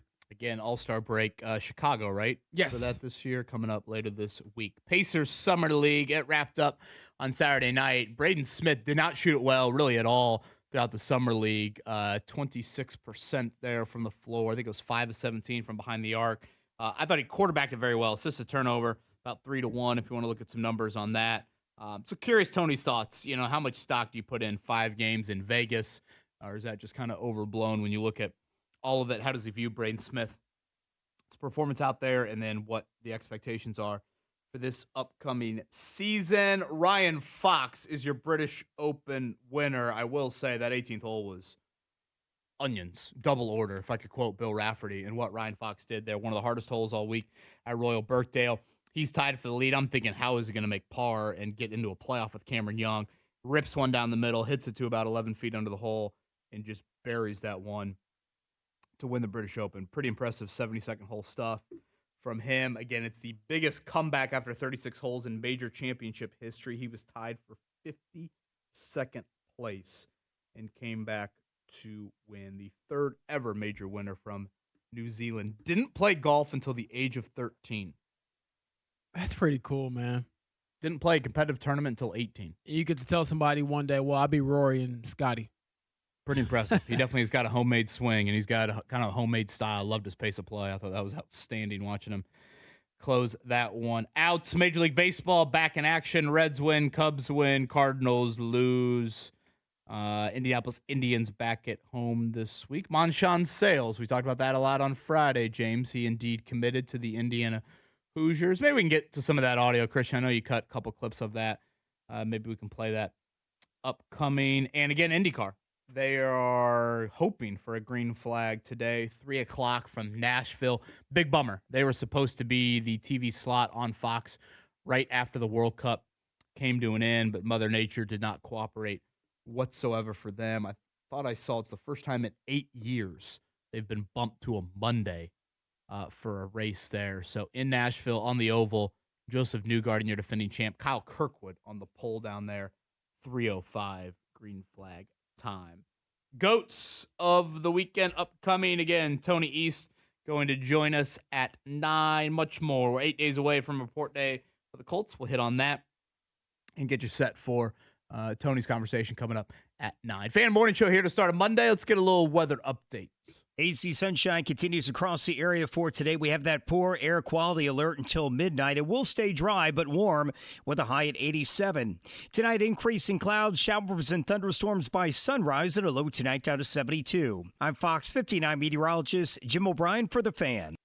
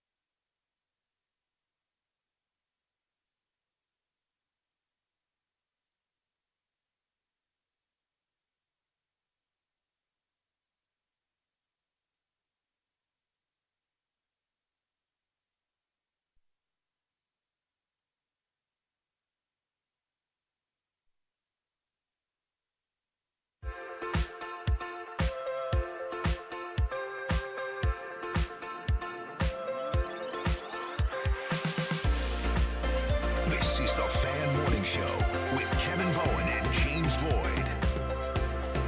Discuss a little Pacers, a little fever coming up 9 o'clock. Tony East. This from Noah on the text line. By the way, shout out to two of our P1s. Happy 27th birthday to Fulton and KBia. Big 5-0 for KBia. Love that. Happy birthday to both of those individuals. Happy birthday to you. Happy birthday to my mother-in-law. Belated. Yesterday we celebrated that. I had one of those voice cracks when Argentina had the near goal to make it 1-1. Was told I scared a couple of the little children. I thought that so was, you were at the family party. right. I thought that was a deserved voice crack. Yes. Shout out to the Ale Emporium in Fishers. I stopped by there after attending. What a great spot. Sophie Cunningham. Oh, Kevin, let me just set the scene for you. I'm like, I was going to say, was it rocking in there? It had to be. It was rocking in there. I leave Sophie Cunningham's camp out in Carmel. I'm like, you know what? I haven't had some Hermanaki wings in quite some time. Let's do it. So I rolled through there, and I'm thinking, man, this is like maybe 20 minutes into the match. It might be a little tight trying to find a seat. Walk in there. There's one seat open right at the bar. Sat down. Lovely people all around me, welcoming. Kind of one lady I was sitting next to, she was there with, I believe, her boyfriend or husband, and they were just the nicest people ever. And she was really into football, as they say. And so she was explaining all the different teams and why she wanted Spain to win but had so much respect for Argentina, and she had a jersey on that was kind of representative of both teams. And it was just a cool conversation to have with not only her but a number of people at the bar about this moment. And they were like, hey, you just came by yourself? And I was like, yeah, like, one, I coming from basically work, and two, in my own personal family, they don't care about it. So I was like, I gotta get some people that care. And so it was really fun to check it out. And like I said, the wings were great. The atmosphere was great. The match, at least for me, as an España fan, was great. I will say the pizza at El Emporium is outstanding as well. Oh, I didn't know that. So I'm learning some things. Okay, that's next up on the James Eats list. I don't know names for Spain, so I apologize. Shout out to number 17, the header to set up the goal, the game-winning goal. Unbelievable. Nico Williams. Thank you for that, Nico Williams. And then number 6, Christian. I don't know. Maybe Christian's got the whole Spain roster. No, I just got Nico. That's it. Spain was number 6 is the dude that took it off the face when Messi ripped that one late. And I mean, you want to talk about putting your body on the line there. Mikel Marino. Boy, he might need a new nose, but I think plenty of doctors in Spain will be ready to establish any plastic surgery. Take that, necessary. Messi. Man, that was epic. So I was rooting for Argentina, and frankly, at that point in the game, I was just rooting for penalty kicks. You know, I thought that could have been the drama that we got there. But it was funny. Once Spain scored, it kind of opened things up for Argentina. Spain, hey, we got to pack it in. We got to protect our 1-goal lead, and that allowed Argentina to create a few of those chances. And they were down to 10 men for so long. Despite being down a man there. So World Cup concluded, and you were all about the third-place game. That was the NBA All-Star game. Oh, I loved it. It was great. That was Oprah. I think it's so... You get a bucket. No one's playing defense. Yeah, I mean, didn't Jude Bellingham score, like, literally right before the final buzzer? So I did love that. Randomly and not so randomly, that Kylian Mbappe didn't leave with a medal but left with the golden boot. Christian, go ahead and chime in. I know you got some thoughts. I mean, it's not that I didn't care about the third place game in general, but it's like it makes implications or made implications a bit for the final, because it's like, oh, of course, if it wasn't the situation, Messi would have tried to score maybe a little bit more, but it's like that puts the attention on him so much. Messi would have had 6 goals in the third place game, but his team's too good to be in the third place game, so then he doesn't get the benefit that Mbappe got, and now he doesn't win the golden boot. Have you ever heard the saying of, like, there's only 2 teams that leave a tournament happy because only 2 teams get to leave winning their last game? The first place team and the third place team. Tell me England's happy. They are. It was our best finish since like 1966. They should be kind of happy. Boy, they almost blew it. Almost don't count. This is from Noah. The Seahawks last season are an example of a bunch of those 50-50 bets hitting. First half of the season for the Colts last year as well. The back half being the flip side of those 50-50 bets. I said this to you and Mark last week. That's a good point. The Patriots and the Seahawks this time last year, they actually had worse odds to make the Super Bowl than the Colts currently do. And you were, if I remember correctly, you were pretty quick to say That does not matter to me whatsoever. I'm not optimistic about the Colts. And again, saying that, on a Super Bowl run maybe is a bit of a stretch, but like there's no ounce of optimism you have in this team. Whatever. I have a little bit. I just winning think the that, division, winning a playoff game. Well, some certain things have to happen, KB. One of them, you know what? Let's not even get into all of these different factors. If the Colts can't win in Jacksonville for however long this streak is now, they're not making the playoffs. There's my hot take for this morning radio, which isn't even that hot of a take. I think that if they don't win in Duval County, if the Duval County curse continues, you can kiss the playoffs goodbye. But in all seriousness, KB, I think there's reason to be optimistic, but part of me is like, is that kind of blind optimism? I know that the way Carly Ursay-Gordon, the Colts principal owner, phrased it during the owners' meetings was, oh, this is like pressing pause on a great movie, and now we get to resume it with Daniel Jones back and Alec Pierce paid and some other changes. But to me, Kevin, when I look at this team in totality over the last half decade in particular, when they haven't made the playoffs, I'm thinking to myself, yes, there's been different quarterbacks, different players. They've ran it back. They've changed some stuff in different aspects, and it's all led to the same ending. So why should I not believe what I've seen the last half decade? I'm sorry, but they don't, like you pointed out, they don't win tough games, and they don't win in December, late December, in January. Sunday, November 1st, if you want to circle the big old Duval County trip. I'll just put it down as a on loss. your schedule there. When I look at the schedule again, I am reminded of this. Just, to me, it's a crazy front-loaded schedule. But remember, they will go to London there in week 4. Tottenham is where they'll play the Washington Commanders. They elected not to have their bye week after that. Not only do they return back to the States and play a road game, albeit it's a short flight and it's Pittsburgh, but they end up going with 3 of 4 on the road right after the trip to London. It's at Pittsburgh, home to Tennessee, and then at Minnesota and at Jacksonville. At Jacksonville goes without saying. I think at Minnesota, I think at the very least it's a challenging road atmosphere. Who knows how Kyler Murray and is Carson Wentz back with the Vikings? Yes. Yes, he is. Because I remember they were saying, like, is J.J. McCarthy. Is he the backup? Yeah. Assuming Kyler's the starter, I guess. I mean, who the hell knows? Maybe. If you take a page out of what the Colts did, as soon as you bring that other starting caliber quarterback in, the last guy's cooked. Yeah. So, I looking at that, I'm just reminded again how difficult that part of the schedule is. All right, let's get to our GOATs of the weekend on the other side. I will not go with Bryson DeChambeau as my negative GOAT. I will not. I have another golf thought, though. Okay. It's going to fall in the negative category here, and it really bothers me about the game of golf. We'll do that. Tony East coming up at 9 o'clock. Am I seeing this right? It's SEC Media Days. Oh, my gosh. That will draw some headlines, I'm sure. Oh, my gosh. Just a bunch of buffoons. I mean, the SEC. Unbelievable. I think it's just so funny watching SEC football fans. They just make me laugh. Gosh, I love it. I love college football. That's what's up next, I guess, on the sports calendar from a, big time viewing outside of what we've got here locally. All right, let's hit a break. GOATs of the week. We'll do that coming up next.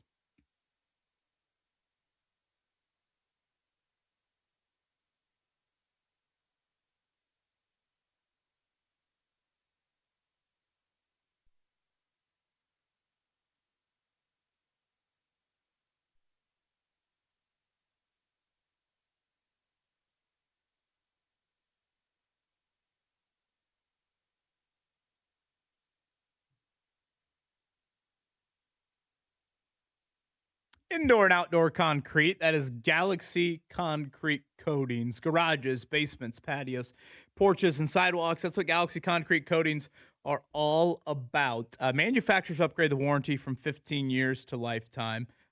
And I thought a really efficient process at our house. We got a new sidewalk, new front porch put in a couple summers ago.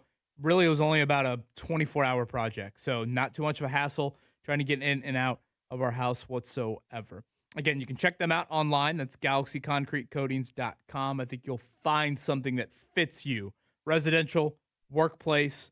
Again, it's indoor and outdoor concrete. It's garages, basements, patios, porches, and sidewalks. The best in the business, Galaxy Concrete Coatings patios, something they really specialize in as we want to be outdoors this time of year. So again, it's indoor and outdoor concrete, garages, basements, patios, porches, and sidewalks. That's Galaxy Concrete Coatings.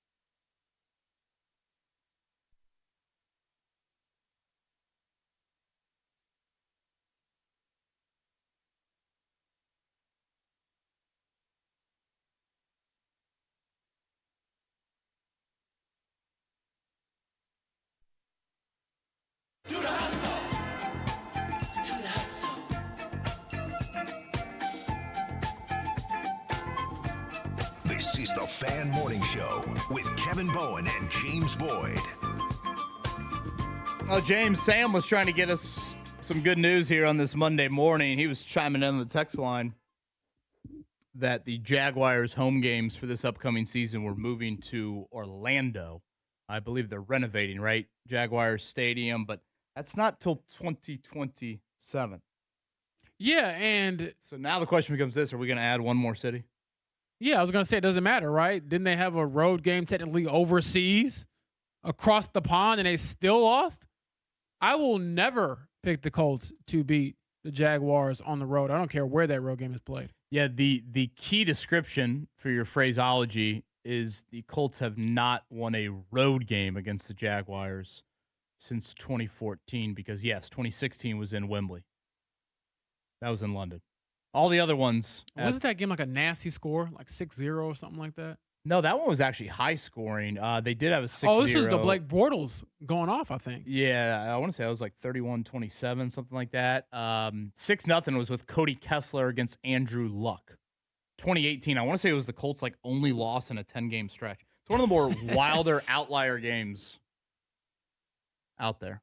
This streak has to be one of the weirdest losing streaks in all of sports because it survived eras, regimes, and despite the Colts being good a couple years and the Jaguars being really bad, it just hasn't mattered. I had the list of their quarter. Oh, yeah.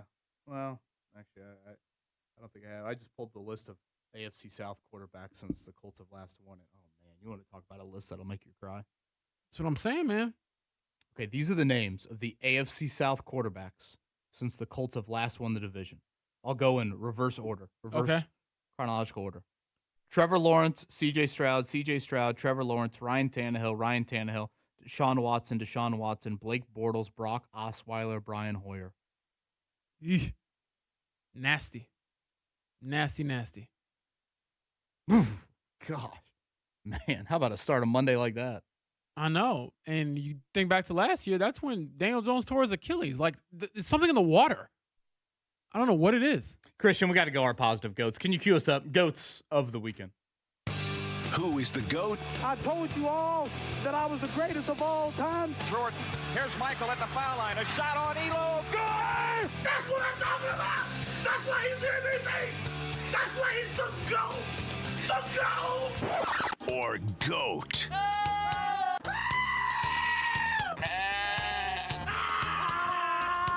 This guy sucks. Of the week. All right, James Boyd, lead us off. Where are we going for our positive goat of the weekend? Well, I will go with Nico Williams, the Spanish player who had the game-winning assist to knock off Argentina in the World Cup final. I thought that his pass was great, and honestly, it was basically about time for Spain, considering how many shots on goal that they had in that match compared to 0 for Argentina. So pretty special moment for him, I'm sure, for his family.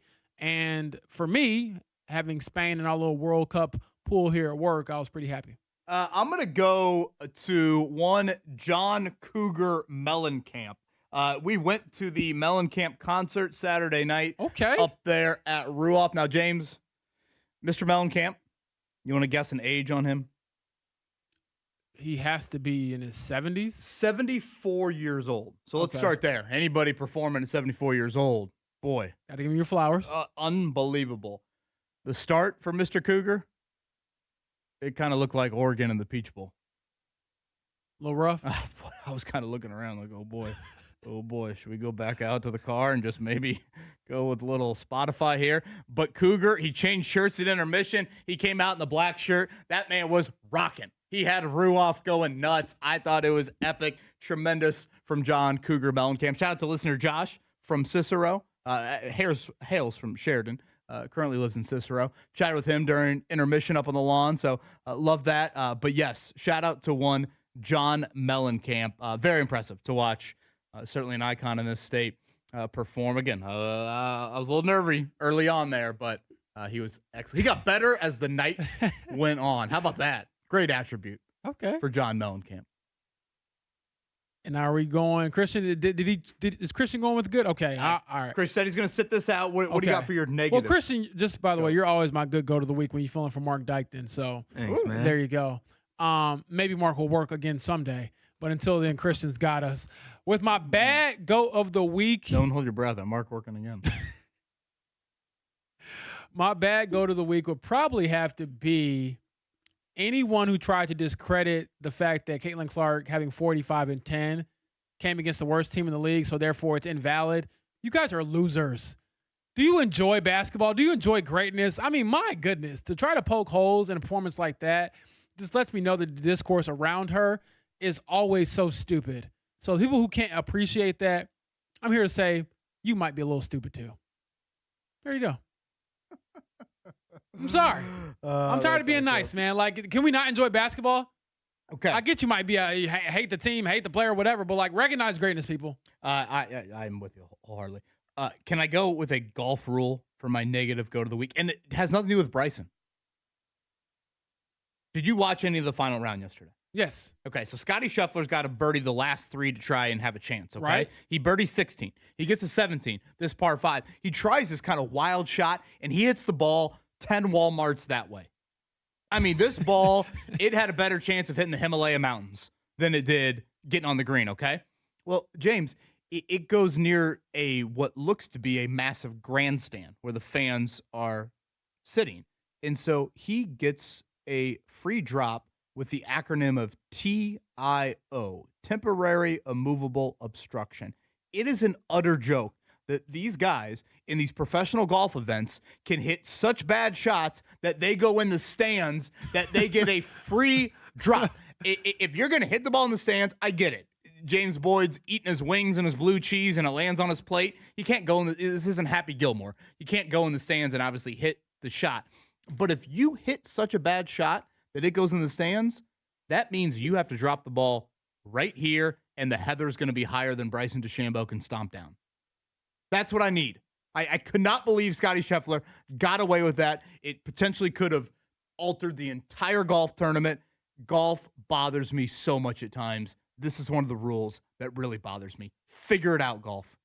And I know I'm speaking to like 12 people right now, but that could have been huge in our recap of the British Open. I'm cool with that. I think you got on the it's got me soapbox fired up. and you made your case. We should all listen. So again, if you hit in the stands, that means you drop in shoulder high heather. Right. You can't be getting this free drop at all. Well, if you're Bryson DeChambeau, just, step on everything and you'll be fine either way. Look like Bigfoot in there, Bryson. That was so stupid. Look like Bigfoot. Oh, I'm just walking around in here, minding my own business. Oh, there's my ball. I didn't see it over there. Oh, really? All the grass behind it stomped down? Whenever that happens, I'm like, you do realize we live in the age of cameras? Like we Especially can all on see him. Like, we can all see you in HD right now. Like, come on, man. Just so good. By the way, I saw Ryan Fox this morning flying back to New Zealand. He had the claret jug in the overhead bin. Oh, okay. Are you good with that? Trophy in the overhead bin? I mean, I'm good with it because it's not my trophy, but hopefully everything came back in one piece and it wasn't dented up. Now, I feel like if I'm next to Mr. Fox, I'm saying, hey, man, can I, buy you a $13, alcoholic drink? We pour it in the claret jug, and once we make sure we've cleared turbulence, we can throw a couple back in the old claret jug there. But I don't know if Mr. Fox would have said that. He's got the body of a rugby guy, doesn't he? He's got the golf swing that makes me think that you've got some potential. He's got an unorthodox homemade swing. Well, I'm glad you believe in me now. You weren't believing in me before, so he didn't play golf stay till on he that was side. 13. Well, I'm 30, so my ship might have still sailed past me. Hey, we got some hope here. We got some hope. Tony East, we'll see what hope he provides for us here coming up on the other side. Pacers Fever Talk with one of our favorites. Tony joins us next.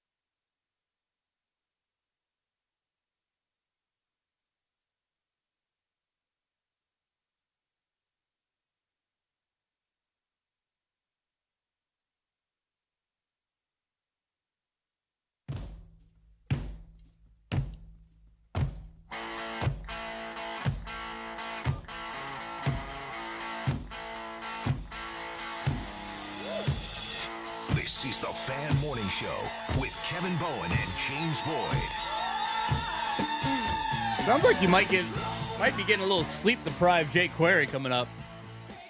10-1. Again, big bummer for IndyCar yesterday that race ended up being postponed to today. They were supposed to follow the World Cup on Big Fox yesterday, but Mother Nature was not cooperating whatsoever in Nashville. So Eddie Garrison in here doing a little show prep and said that Jake drove back late last night, so he'll have you covered here coming up 10-1 today. 3 o'clock if you're looking for the green flag for IndyCar later today. All right, speaking of sleep deprived, a man that I hopefully is back and caught up on his sleep from Vegas. He is one Tony East. Circle City Spin, where you can find his written work, Locked on Pacers. You can find his audio platforms. Tony, are you a Vegas fan? Do you enjoy the ambiance and the hustle and bustle of Vegas? I do quite like Las Vegas, yes, but only for like the 4 days a year I go. If I had to be there any longer than that, I think it would destroy me. You strike me as an analytical gambler. Are you, or are you not dabbling? That's code for degenerate gambler, but continue. No. Like very. I mean, he's not going down there and be like, well, red's my favorite color versus black. I mean, no. I mean, he's really thinking this. Yes and no. Like, I like to play games where the odds are halfway decent, I suppose. But then it's like, I text my friends, I'm like, any roulette bets? And then I do some stupid, like, oh, okay, here goes $50. Like, I'm just picking one number for fun this time and stuff. So in that way, no, but that's the most fun ones anyway. The old saying my dad had of why buy lottery tickets when you just flush money down the toilet. So that sounds like the mantra right there. Or you can be Max Bowen and lick quarters for a living. Oh, my gosh. Yeah, that was quite the topic earlier here throughout the show. That is the voice of Tony East, Locked on Pacers. You can also check out his Fever and Pacers coverage over at Circle City Spin. Tony, I do want to just hammer it right here because we did talk about it quite a bit over the weekend. Pivoting to the Fever for a second. Caitlin Clark, 45 points, 10 assists. What are your thoughts or lingering thoughts from that sort of performance where we were, I think, sitting next to each other? We probably had a couple of like those Spider-Man memes where we're pointing at each other saying, did you just see what the heck we just saw? Yeah, that sequence with the steal on Flage followed by the almost 30-foot three to give them the lead in the final minute was, I mean, unforgettable. Probably her best sequence of her pro career off the top of my head, non-buzzer beater edition, I suppose. And yeah, I mean, first game in W history with over 40 points in less than 30 minutes.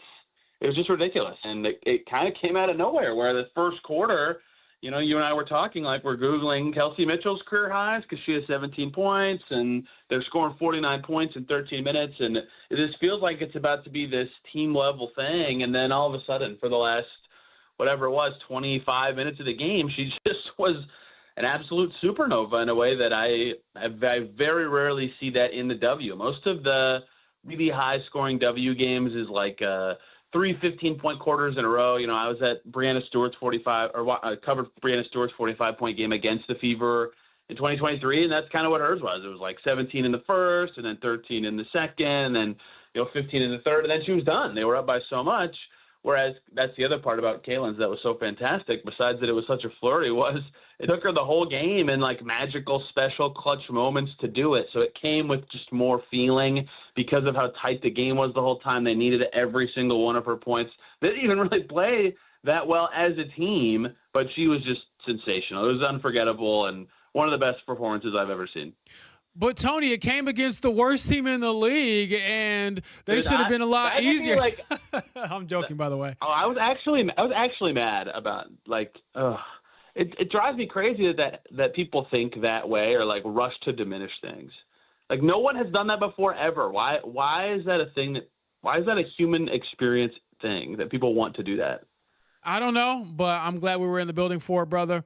And, again, just absolutely crazy performance for the Fever as they get close to the All-Star break. And I'll throw it back to Kevin here and let him, ask you 2 more questions. But I'm glad we got to kind of hammer that point home because just enjoy greatness, people, please. Tony, I had one more Fever-related. Honestly, it kind of follows a little bit of the similar script to what you guys just discussed. And that would be a little bit more just the Kelsey Mitchell angle to it. And, there are times where I am like, oh, let's try to make the WNBA comparison to the NBA comparison to maybe help our audience. Our audience probably watches the NBA more than they do the WNBA. So I don't want this to come off of like a kind of low-hanging fruit comp, but like, is there any, I mean, to me, Kelsey Mitchell is like one of the most gifted, consistent scorers I've ever seen, really. And I'm trying to equate her to an NBA player, but I struggle to find that. Is there anybody that kind of, and honestly, I'll throw this to both of you. Is there anybody that pops in the mind for either of you guys? I have a halfway decent answer, and it's also one of my favorite players ever. So I have one here, but currently, first of all, for people not watching, she's on like an absurd run of 20-point games in a row, and has gone from like people considering her one of the best scorers in the league to being even better this year. And we've all been asking Fever coaches and players about her scoring recently, but she's the fastest player in the league with the ball, I would say. And so my comp for her has always been like, what if John Wall could consistently shoot? And that's John Wall was an All-NBA player at his absolute best, and Kelsey Mitchell's been an all-star 5 times in a row for that exact reason. She gets wherever she wants because she's faster than you, and she can drill a 3 in your face because she's better at tough shots than easy shots. So it's impossible to guard her. Yeah, Tony, when she broke the other player's ankles the other night without dribbling the ball, she just gave a hard jab because you're so terrified of her beating you off the dribble that you fall. I was like, man, what a player. And how about her missing 3 free throws and then just drilling a 3 on the next possession? Like, her ability to just think of the next play. Like, she had a couple of air balls in that 33-point game. So she had 2 air balls, but she shot 10 of 14 from the field. And I'm like, well, I guess I'll take that. My comp, and it isn't like a skill comp, it's just a stat line comp, is Melo. Me and Tony always laugh about how you'll look up at the scoreboard and it will say like, K. Mitchell, 22 points, 0 rebounds, 0 assists. She's just out there to get buckets. And this game will always be about putting the ball through the hoop, and she does it with the best in the world. So, yes, she can play make. Yes, she can do other things on the basketball floor. And I think you saw a little bit of that actually when Caitlin's been out this year. But don't get it twisted, man. She's paid to score, and I think when people try to, again, diminish what she does, oh, she had 30 points with no assists. What is she doing, just ball hugging? It's not ball hugging if you're shooting at that clip and if you're paid to do what she does, which is score. I mean, I get it. Look, we love, and I'm on my soapbox here, Tony, just bear with me. We love to talk about all the other things people can do in basketball, the vision, the rebounding, the defensive prowess. It's about buckets at the end of the day. And without her, this team would be in a world of trouble, and I'm glad that Kelsey is getting her flowers, man.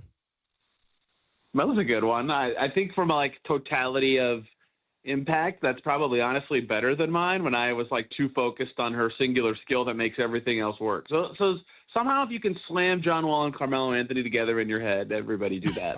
I'm the vivid imagery I have right now is outstanding. Thank you to both of you for painting that picture with me. Again, Tony E, Circle City Spin, where you can find his written content, Locked on Pacers. You can find the audio content. Let's shift gears to the Pacers. I'll leave it pretty open-ended. What did you like? What did you not like from Braden Smith in Vegas? The passing was pretty good. Certainly. I mean, several games with near approaching 10 assists, like 8 or 9, 3 times.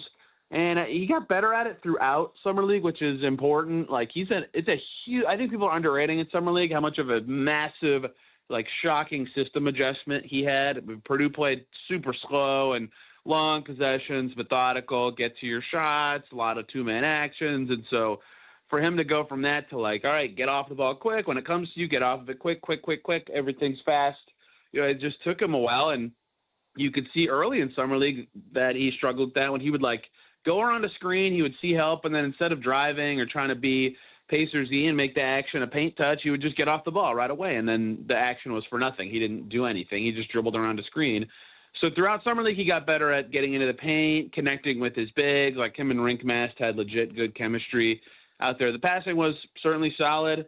Everything else needed work, like legitimately everything. He shot under 27% from the field. His defense was suspect at best. Right, he couldn't really wiggle his way open for anything. A lot of his rebounds at his size are just going to be that the ball happens to bounce his way. I'm not saying he was like, he had a few where he jumped up and got it over somebody, but there was a lot to be desired, certainly in terms of the creation, the operation of everything. And in transition, I thought he was pretty good, which is nice for the Pacers to see stylistically, but I don't put a ton of stock into Summer League generally. Like, people forget in 2022, Aaron Nesmith shot 27% for the Pacers in Summer League, right? It's not any sort of death sentence to not make shots for however many games in Las Vegas.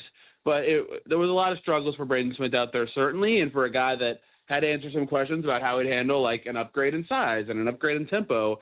I think all those questions really still exist when the season comes in a couple months. Again, that's the voice of Tony East. Check out more of his work at Locked On Pacers. I was recently a guest on that esteemed podcast, by the way. And you can get some of his written work with Circle City Spin, covers the Fever and the Pacers. Last one I got for you, Tony. We've raved about this guy, but Jalen Slauson, how bullish should I be on him? And I'm not saying like he's going to come in and, be the seventh guy in the rotation, but just the ability to see some growth from him. How encouraging was that for not only himself, but for the team? Yeah, from a prospect perspective, like, he comes out of Furman and he's this athletic scorer, and that's kind of it, right? And he got drafted just for doing that. But, he was a 12 points a game G League guy at that time, and, had a lot to put together. Something clicked with the boom for him last year. Like, his Summer League last year with Philly was not that impressive. And then last year he was almost 20 points a game, 6 rebounds, 4 or 5 assists a night. And his defense was legitimately a thing. Like, he would stay in front of his man. He used his athleticism to get some blocks or, whatever, lock down somebody. And so they had to promote him to a 2A at the end of the year because he was the Boom's best player for much of the season. And that kind of, not out of nowhere, that would be a stretch, but the steady growth from the start of the season to the end. And they promoted him to a 2A. He showed some stuff with the Pacers. And so he earned his shot at Summer League. And lo and behold, he has some real offensive pop. That's not just his athleticism. He made some threes. He could drive to the cup when a defender ran him off the line. He created his own shots at times, getting all the way to the rim and using his athleticism to finish. His handle's certainly loose. He's like just an okay jump shooter. There's a lot of reasons he's, probably going to be a 2A guy again if he's in the league next year. But between the defense, the athleticism, and an actual ability to finish and make something happen on offense, he's a good cutter as well. Like, this isn't just a bet on athleticism. He has real skills that his athleticism allows him to be good. And if you're a 6'8" wing who can kind of defend and kind of shoot, like, that's somebody worth investing in and evaluating. And so I think of the guys, fighting for a 2A slot on the Pacers, he certainly had the best Summer League. Ethan Thompson didn't play, of course, but if you were making me decide right now, like, yeah, I think they have to be bullish to the point that they give him another chance to be with the team and improve it again, because there's at least a chance he could help them in some games this coming year. I should know this, Tony. They still have one open roster spot? Roster spot 1, yes, and technically 3 players are signed to 2As, but they can do all the juggling with that at any time. Okay, so 2As, we are under the assumption Braden Smith and Kobe Brown are definitely 2 of the 3, and then your thought is Slauson over Ethan Thompson and Taylen Peter for the last one? That is what I believe will be the case, yes, but that is my current guess. You never know what could change.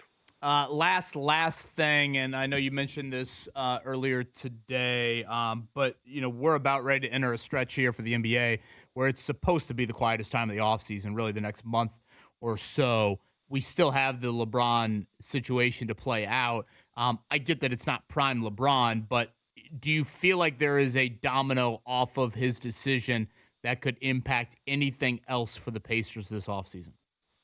Yeah, if they want to do any sort of not salary dump, but any sort of salary-related move, I mean, the next thing they would do to be able to add a player has to be a trade. All their contracts are guaranteed now, and everybody's talked about the 2 players it would likely be. It's Jarris Walker or Ben Shepherd because of how much they make and where they sit in the rotation. And so usually just the timing of the offseason is that salary-based trades happen after teams are mostly done signing the players they want. And there's still a lot of like actually desirable players out there because they're waiting on LeBron to see their situation. So if the Pacers are planning on doing some sort of trade like that, I think it would happen after LeBron picks a team and everybody is done with their picking of free agents. But I don't know that the Pacers roster and rotation makes enough sense as is that I don't know that that's something they're like dying to do. But if they're going to do anything else this offseason, I would imagine it does not happen until the King has picked a team, which what is happening? Why are we still waiting? This is driving me crazy. What information do you still need?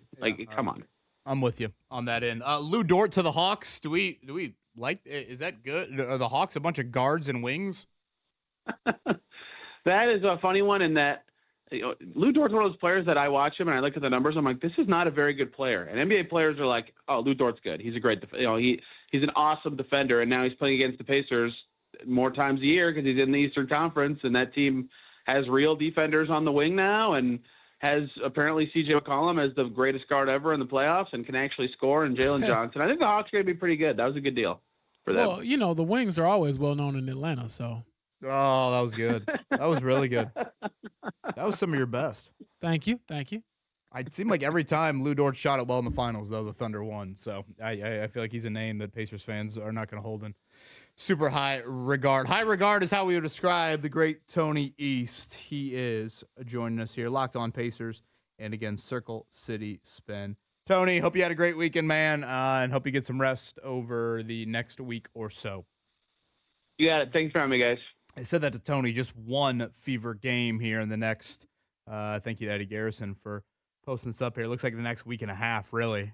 Connecticut Sun, that would be coming up on Wednesday, and then an all-star break in Chicago. We're still awaiting who will do 3-point. Yeah. Because honestly, the Fever, probably you can make a case for, 3 or 4 of them. Yeah. I think they'd probably cap it at 1. And if I had to pick one, throw Sophie in there. She's got the personality, the flair, I think, for the All-Star festivities. And she's not an All-Star on the actual team. So to kind of keep the workload light on Caitlin, Kelsey, and Aaliyah and Caitlin, especially dealing with the season-long injuries that they've had, it's probably better to keep them off their feet for at least one more night. And yeah, so I'm excited to see when that stuff gets announced. I feel like they don't really ever say it until like right before. So it might be a couple days. That was one of your best, by the way, the Wings comment. Thank you. That was excellent. That was excellent. As someone that has graced the grounds of Magic City and maybe popped my head inside, I can heavily endorse everything that is affiliated with the great establishment of One Magic City. Lemon pepper, baby. Lemon pepper, baby. Let's hit a morning check down, Christian. The Morning Checkdown on 93.5 and 107.5 The Fan. Well, right wing, left wing. I don't know any other soccer analogies with wings, but whatever the case, Argentina couldn't create any chances yesterday. They were outshot significantly by the Spaniards, and eventually the scoreline got there. 1-0 in the 105th, 106th minute right there. It was Spain off a hell of an assist there. Nico Williams, is that who you said earlier, Christian, on the assist? Shout out to him. That was beautiful on the header to set up what was the game-winning goal. Do you think this is it for Lionel Messi? I do, and I know people keep saying, well, you never know, and so I should give him probably that respect of maybe he can get one more World Cup in under his belt, but at the same time, I do kind of appreciate it when the great ones leave before they're no longer great, if that makes sense. Can he not do like the sub him in for 20 minutes at the end of a match in 4 years?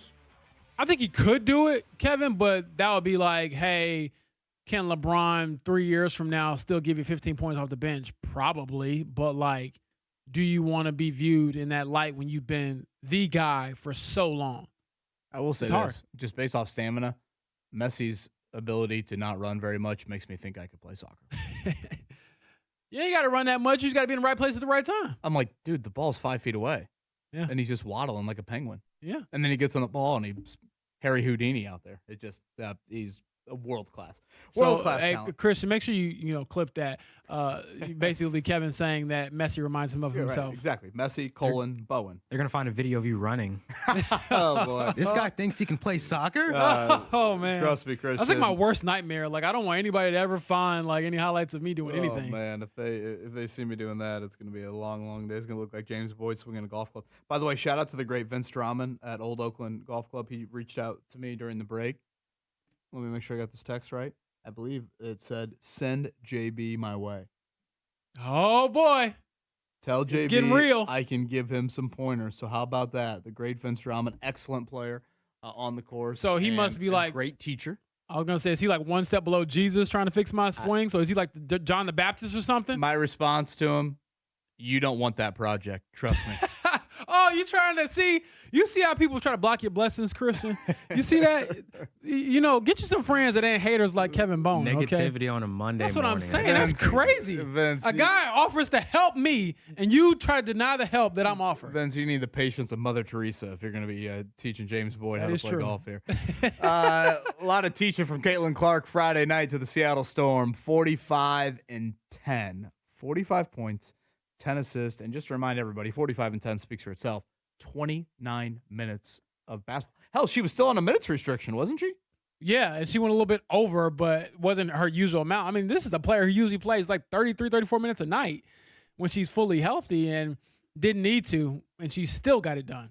Kelsey Mitchell, 33 on Saturday. Liberty got on them early, but they were able to overcome that and win that back-to-back. So, again, one game until the All-Star break. And let's just clear this up for everybody, though, because I know we got a lot of questions about this earlier, James. Caitlin Clark was whistled for her 6th technical on Saturday. Once you get to 8, then you are suspended for a game, and then it's every 2 technicals after that is a 1-game suspension as well? Yes. So she really has to be smart going forward. And she's on pace for a multiple game suspension. Yeah, and she basically said after her 5th tech, kind of tongue-in-cheek, well, let's just pick a game on the calendar that I'm going to be able to miss.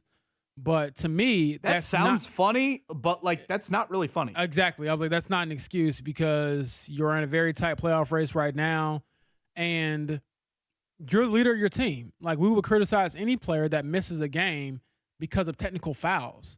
So the inability to kind of police yourself is something that she has to get better at. And don't get me wrong. Like, I'm not criticizing her play.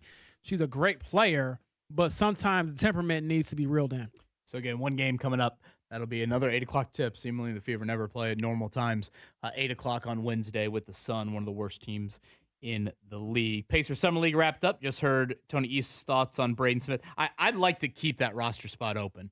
I just think, to get back to that combo with Tony, there's so much injury, wiggle room, attrition, what's the center position looks like, and all of that. I think it'd be good for the Pacers to keep that open. So we'll see how that unfolds the rest of the offseason. We're back. Major League Baseball. Indianapolis Indians at home this week after they won yesterday in Columbus. Ryan Fox is your British Open champion. You know anything about Ryan Fox? No, not until yesterday, quite frankly, when he made his epic finish, I might add, at the British Open. So shout out to him. And again, it's pretty cool when you have those moments throughout. I think golf is a unique sport in the sense of you do have these guys who kind of have their day or their moment in the sun where you might look up 10 years from now and be like, oh, yeah, remember when Ryan Fox won the British Open and had a chance to say, on that day, I was better than some of the greatest who ever played this game. I loved watching him play. Homemade swing. He played fast. That 18th hole, I think it'll go down in major lore. I know it sounds kind of weird to say about an unknown, but if you truly want to describe one of the more impressive 72nd holes in a major, that was one of the hardest holes at Royal Birkdale. He rips one down. He's got a par to get in a playoff. There's no guarantees in a playoff. Rips one down the middle, hits it to 11, 12 feet underneath the hole, makes that putt there. So just the second time in the history of golf, we've had 4 major winners from 4 different countries. So just to recap this year golf calendar, Rory McIlroy wins the Masters, Northern Ireland. Aaron Rai from England is your PGA champion. It was Wyndham Clark there at the U.S. Open from the United States. And then yesterday it was Ryan Fox, the 3rd New Zealander ever to win a major, joining Bob Charles and Michael Campbell. Reminder, IndyCar, 3 o'clock today. For the first time, I believe, since 2018, we'll get a Monday race for IndyCar. Just a huge bummer. They were going to get a ton of eyeballs off the World Cup as they were the next thing up on the TV guide, if you will. Are you too old to remember the TV guide, like coming in the actual like newspaper, and like my parents would like sit it out on the like coffee table? Yeah, I'm probably a little too old for that. A little too young for that. I'm sorry. Gosh, that hurts me. Because I remember you told me love about the like some TV coupon guide. book that I didn't remember. Oh, either. the Zoo Book. Yeah, I never Oh, had a Zoo Zoo Book. Book. Shout out Zoo Book. Oh yeah, the coupon Zoo Book. Unreal. Now you got to use QR codes to scan the coupons at Kroger and Meijer and all this stuff. Good luck. I know. Sometimes I'm like, oh, this is too much work, but I do it. I try to just go save as much CVS. as I can. I'm like, I added it to my card, did I not? I'm getting them back and forth, and there's 3 people in line behind me. 305, green flag from Nashville today. Kyle Kirkwood on the pole. Joseph Hurry up, Newgarden, Kevin. the defending champ there. So hopefully it's a good race for IndyCar. And who the hell knows what that crowd will look like after they got postponed to Monday. Nicest, meanest. Let's get back into it. Colts conversation. Let's move on to the running back position. 1 week and 1 day away from Grand Park in Westfield for the Colts. What's the nicest, meanest thing you can say about the running back group heading into this season? We'll do that next. AC Sunshine continues across the area for today. We have that poor air quality alert until midnight. It will stay dry but warm with a high at 87. Tonight, increasing clouds, showers, and thunderstorms by sunrise and a low tonight down to 72. I'm Fox 59 meteorologist Jim O'Brien for The Fan.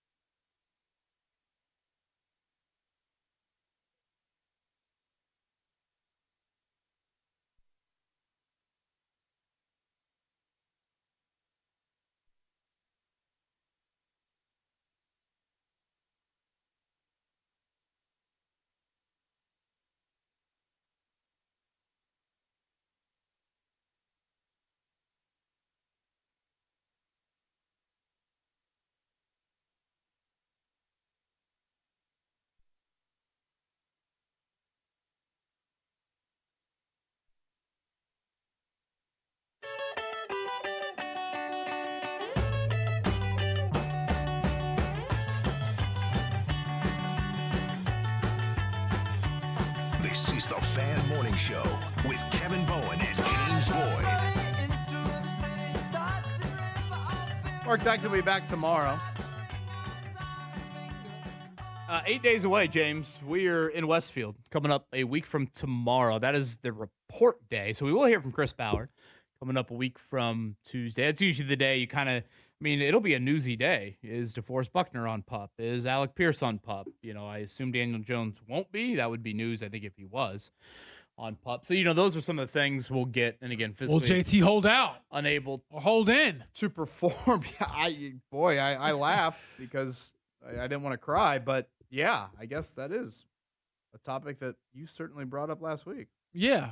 I'm trying to get a cut of that next contract from JT clearly, but no, I do think it'll be interesting to hear about just where things stand with negotiations, not only for JT, but other players on the team. Quentin Nelson, Josh Downs, are you trying to extend a couple players? I could see Josh Downs being iffy, but Quentin Nelson, there's no doubt that he deserves another payday from the Colts or somewhere else. Will you try to get that done before the season starts? So it is a very newsy day. It's kind of a longer day, Kevin, because if I'm not mistaken, I want to say start bringing players around maybe at like 8:30, 9.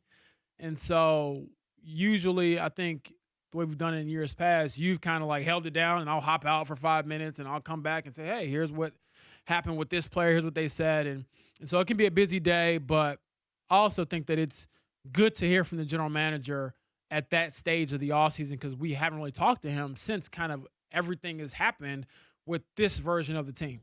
Yeah, since the draft, right? Yeah. So we get to ask, hey, about defensive end. Would you want to sign one more? Would you want to sign another receiver? Do you feel good about certain positions? And even the Tyrion Arnold thing, like it was reported that they looked into possibly signing him. That was from the Detroit Free Press. And shout out to their great coverage. But yeah, getting him on the record about that topic is also newsworthy, I think. Yeah, and let's actually go there for just a second before we get into our nicest, meanest thing running back wise, because the report was the Colts are one of the teams that reached out to Tyrion Arnold's camp. Yes. Is that correct? And the way they framed it in a Detroit Free Press was reached out to potentially sign him or inquire about signing him. So this wasn't just at least according to our reporting, a fly-by-night type of thing. It's the way we're actually giving this real consideration. Yeah, and my thought is this, like, do you want to just explain real quick, like, why Tyrion Arnold is even available? Yeah, what are the exact charges again? I want to make sure that I'm right on that. I can take it from here. So Tyrion Arnold was a first-round pick in 2024, if I'm not mistaken, out of Alabama. Yeah, the Latu draft. Yes, and I know that he was a highly touted player coming out of that draft because of where he was selected, ended up being a first-round pick. But long story short, he was released, or waived rather, by the Lions. He cleared waivers, and it's all stemmed from him not only not playing well and dealing with some injury stuff, he got charged with 8 felonies and is currently still charged with 8 felonies. A lot of it related to kidnapping and I think robbery or something like that. So, yeah, he's got to get through some legal issues. He's out on bail right now, but I guess the idea is, according to his agent who spoke in court, basically to try to tell the judge he deserves bond, is like, well, we believe these charges aren't going to necessarily stick. Therefore, he should have more NFL opportunities. And I guess some NFL teams, including the Colts, do feel like, well, he will get through the legal ramifications. So let's just do our due diligence and see if it's worth taking a flyer on a former first-round pick. Part of me thinks, in regards to whatever, running an NFL operation, like if you're Chris Ballard, you've got, 30-some people underneath you, 20-some people underneath you. I think it's very fair for every organization to be doing the nth degree of homework on every single player that's out there. Okay. Good, bad, indifferent, on your team, not on your team. You never know how anything is ever going to play out.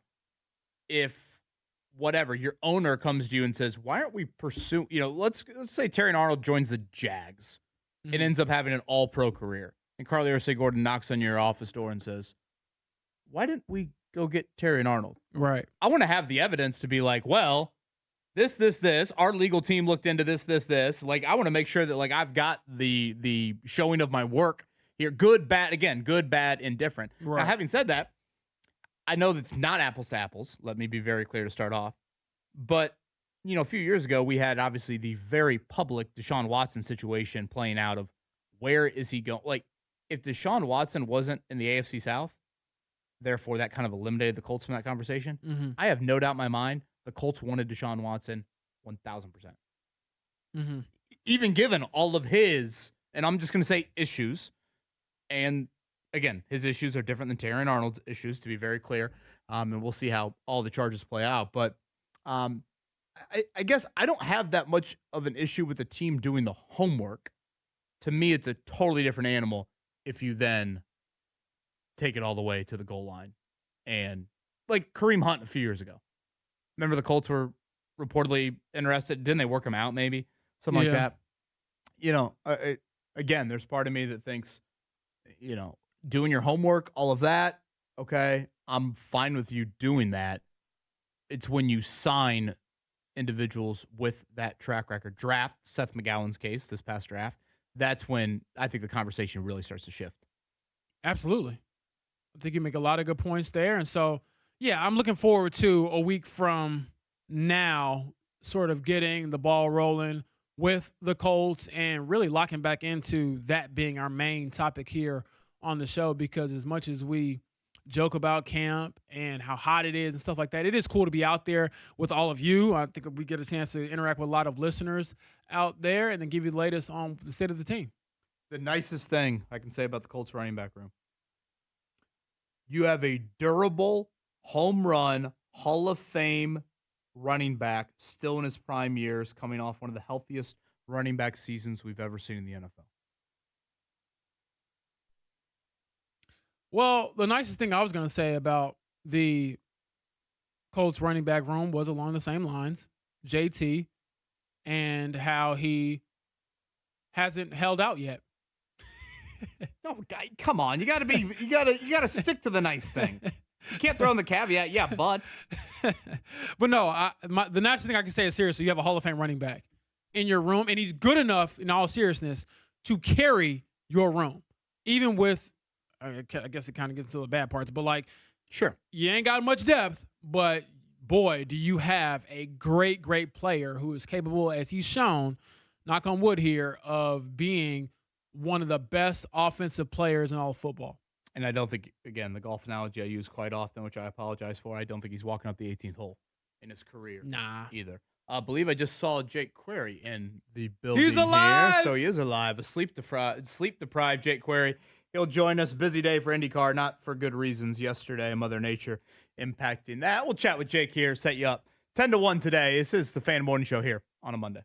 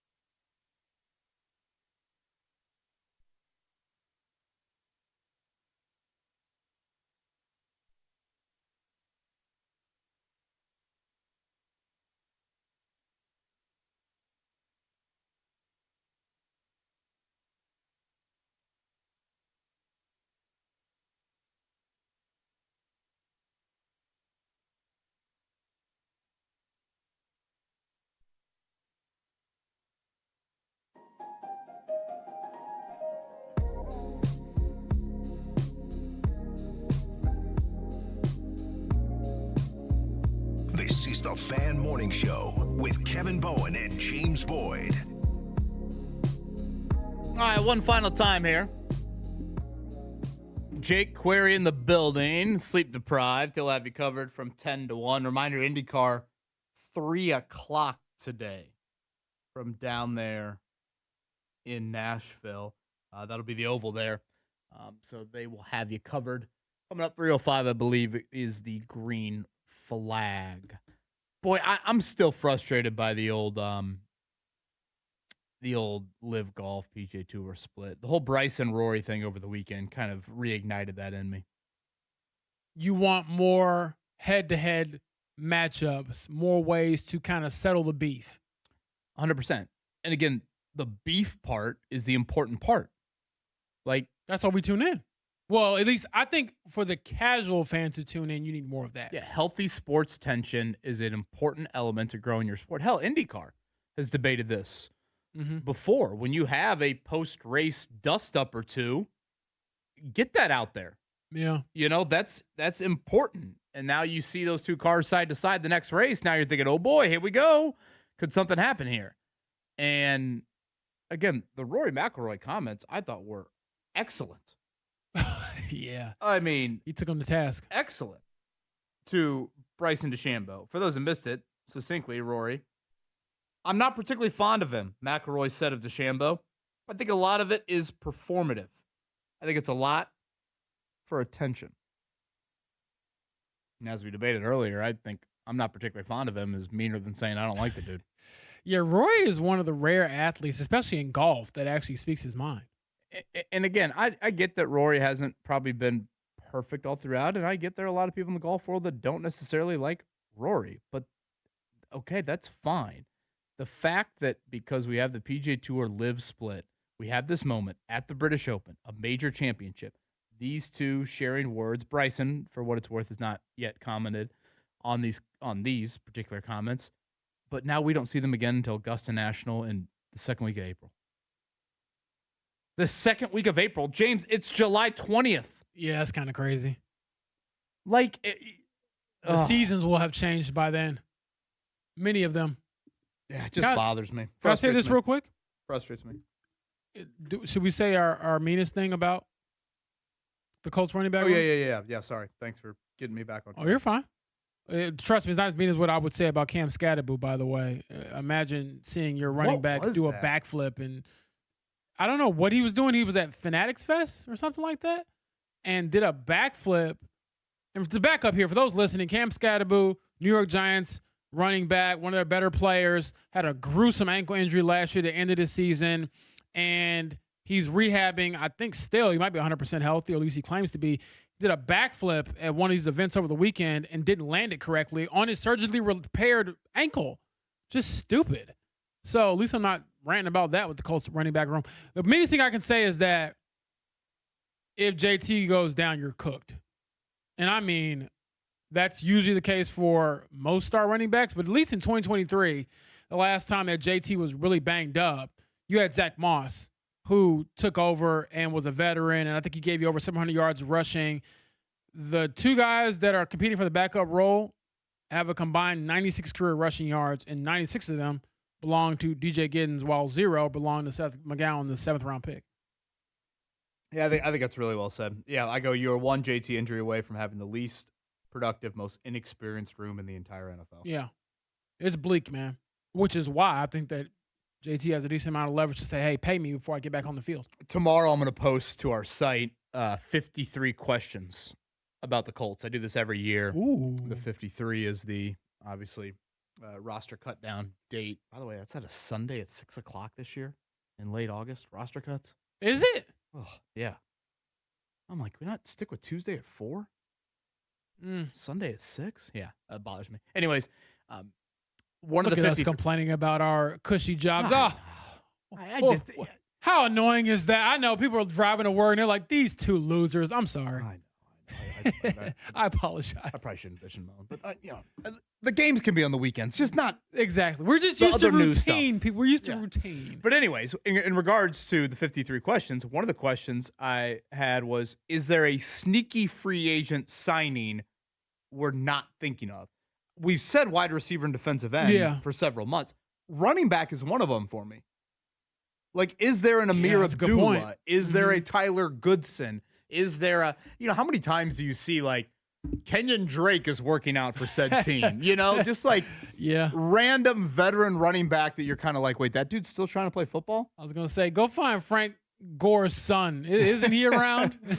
and so, is that one of the position groups? I think that's kind of what I'd be curious about when Camp gets here. I was nervous he might not be here, but he is here. And I think he's going to be sleep deprived. Which, I mean, he's bright eyed and bushy tailed right now. He's good. Jake Query in studio. What time do you get home? 2:05, pulled in the driveway. The big question about whether or not I'm here is not based upon the late arrival after the IndyCar postponement, but rather I found not 1, not 2, not 3, gentlemen, but 9 lottery tickets laying in the parking lot. Whoa. Now, I'm assuming that's because somebody realized they had 9 losers and threw them out. But I say, thought, you know what? We don't know. There's a chance, gentlemen, that you might be here my last show. Okay. Right?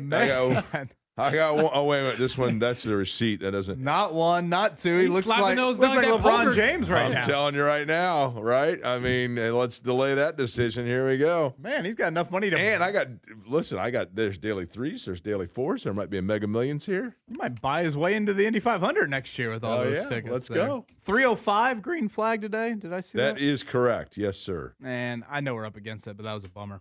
I have never seen that much rain in my lifetime. Yeah. And I've never seen such a dichotomy of emotion of when people on pit road were looking up and thought Spain scored to win the game before they went into the that was either in the extra session or whatever it was. They thought it was golden goal. Yeah, and then it was overruled, and everybody's like, oh, we're still here. And it was Christian a crazy Oates, day. Great work these last 3 days. Thank you, sir. Mark Dykton back tomorrow. Jake's got you 10-1.